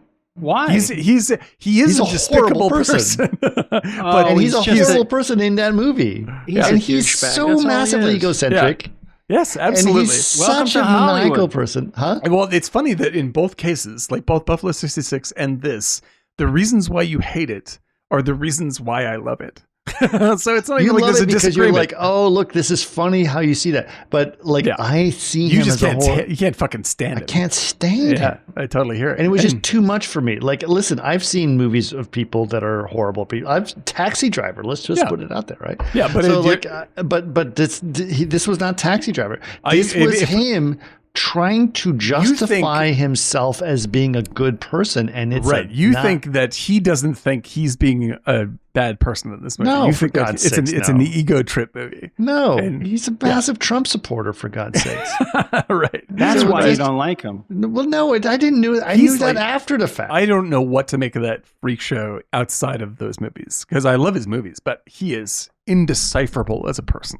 he like, is he is indecipherable said- as a person. I He will is acknowledge Trump that. supporting. He said wacko, like not just racist stuff, like Very racist like things. insane racist stuff. Where I'm just Yeah. like, is this an act? Like, what is he doing? Yeah, and he's massively misogynistic. Yeah, and none of this comes Yeah, through. I don't know that. in these about him. movies. Well, You know, yeah, like, these movies are very Did you gentle. watch Buffalo 66? It's I a like that massively film. misogynistic film. Yeah, Oh, he- he's no, just the. he is I the knew people like character that is. in The New York. movie I- is honestly, not. I thought it was hilarious. I Yeah, love that film. That's what I'm saying. Is like that's what there's a gentleness and caring in that movie towards all of its characters that he doesn't. That Vincent Gallo does not evince in real life in any way.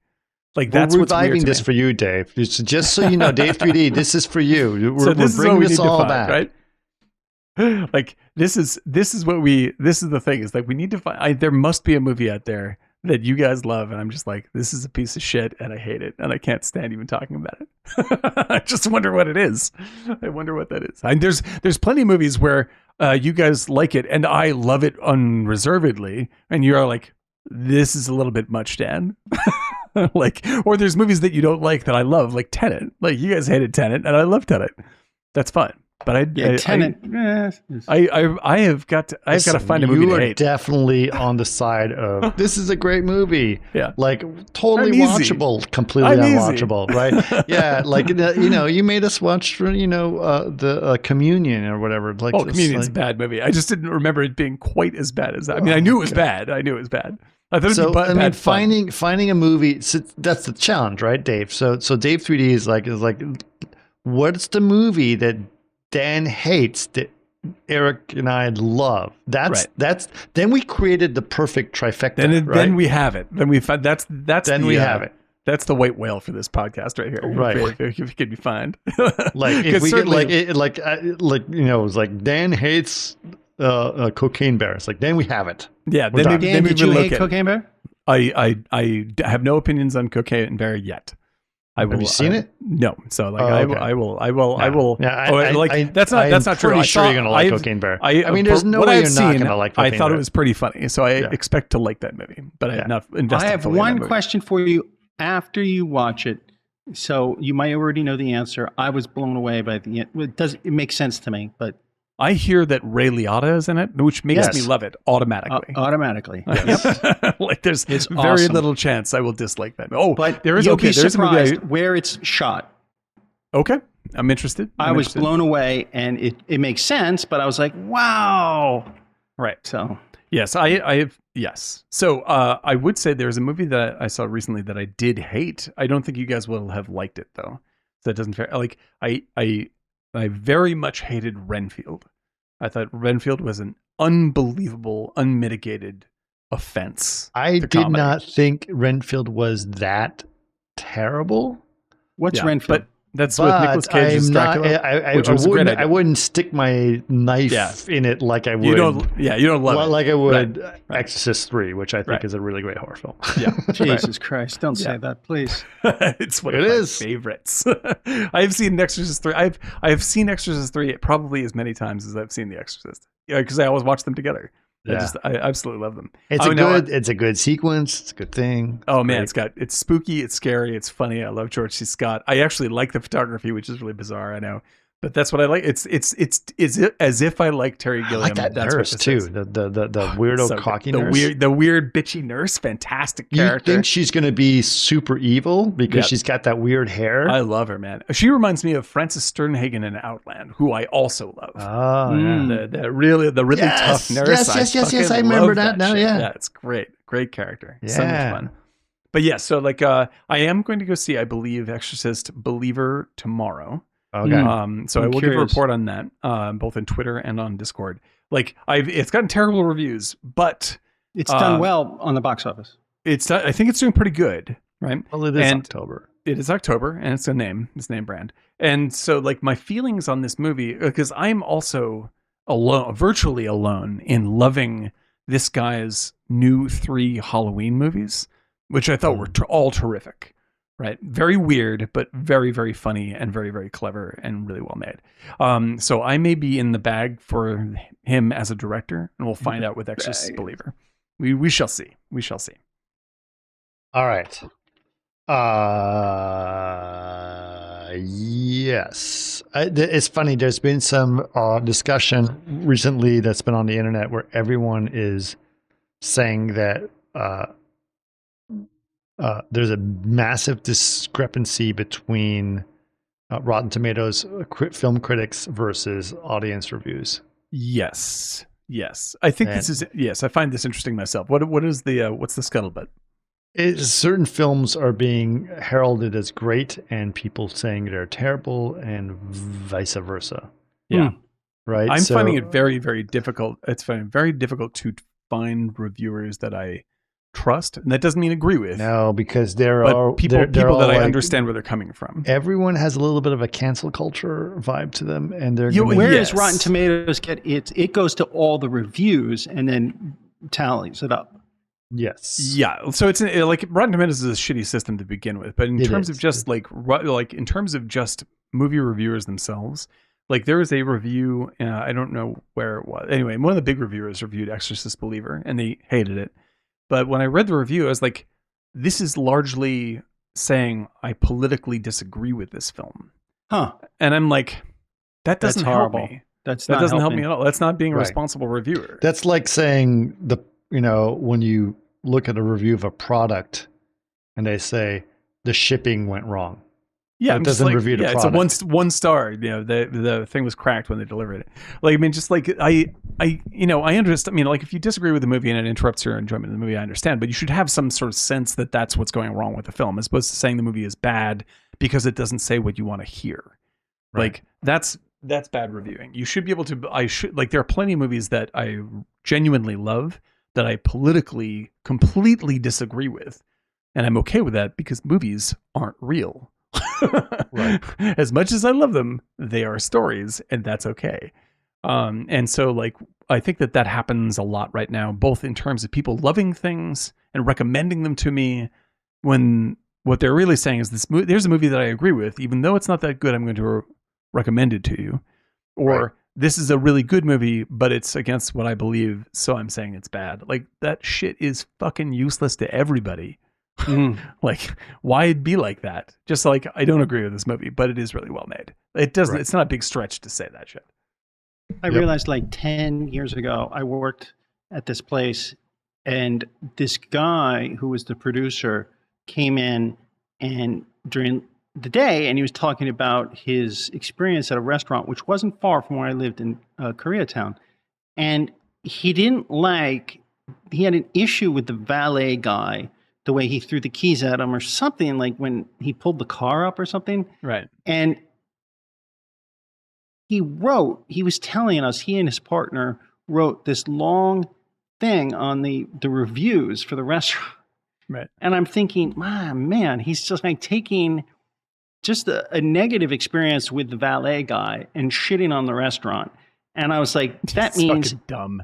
I know, but that means the whole system is corrupt in so many ways. Absolutely. And it was just like, God, it just put another level of, I'm like, I don't read those. I can't take it seriously. Whenever I see a bunch of bad reviews or a bunch of good reviews, I always go through them and like, fake. Yeah, exactly. I mean, because like there's there are a couple of reviewers. The reviewers I follow are people that, even when I disagree with them, there's something interesting in what they're saying. Sure. Like, but that is so fucking rare these days. It drives me insane. Like, I don't care that you're like, it's just like, I know this isn't your brand of Star Wars, but is it good? Like, that's the big consideration. And I feel like Right. that being unable to do that is, Yeah. let's get outside your bubble. Well, it's just kind of the thing, right? Like, let's bring Star Wars. Like, some people complain about Star Wars stuff because it doesn't follow the canon that they've been delivered from fan base crap, you know? Right. Yeah. And It's just like, kind of like crap. I argue with people. I'm like, no, people can not like, and plenty of people don't like Star Trek, the motion picture, the original one, the director's cut. Right. I happen to love this movie. I think it's incredible, but people constantly say, I mean, like, but it doesn't really feel like Star Trek. I'm like, who fucking cares if it feels like Star Trek? Is it a good movie? Yeah. That's the actual question. Not, are there enough Klingons? Like, that's not, it's like, you don't rate things. It's just like, I rate that 5 That's Klingons. the problem that Kathleen Kennedy had when she was doing Star Wars, right? Is like, oh, I just need to make sure that I see, Chewbacca, R2-D2, and C-3PO in the Millennium Falcon. If I have those 3 things in a movie, then it's like, does that make it a story? Then I don't care about the story. I just want to make sure I see those things. Yeah. Yeah. Yeah. And the thing is, like, just make sure that happens. I have a very, people criticize her for like pushing a woke agenda or any of this, this stuff. I'm just like, I don't have, like, you can make Star Wars can be as progressive or as nostalgic or whatever you want. Make whatever movie you want. It's fine.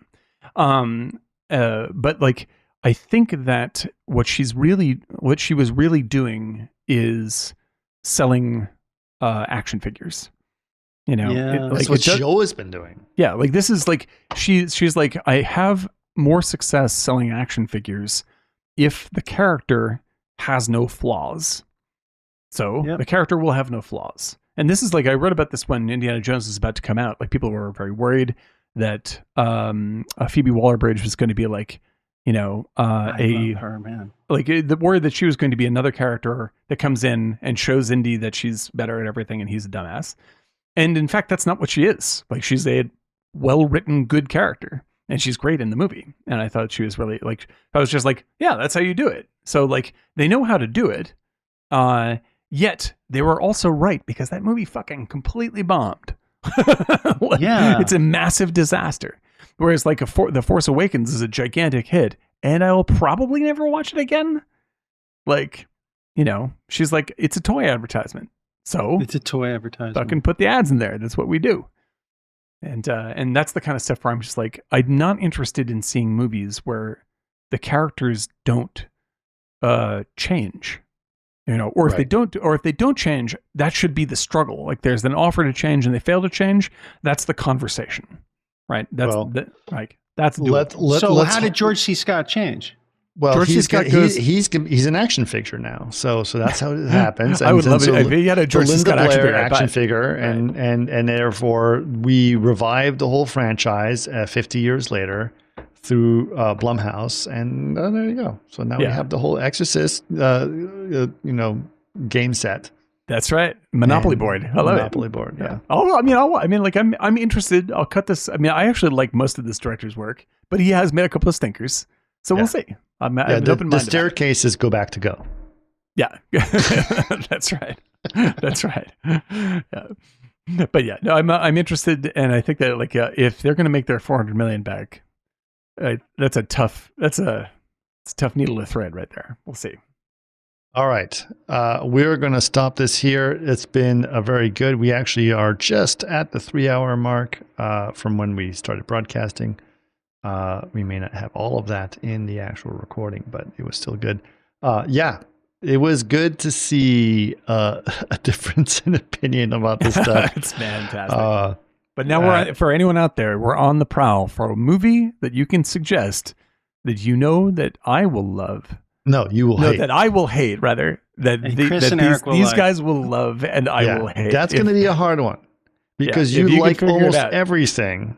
Yeah. And Eric and I tend to be on different sides of things. Yeah, but we can say this as you and Eric have what they call taste, and I am a little bit...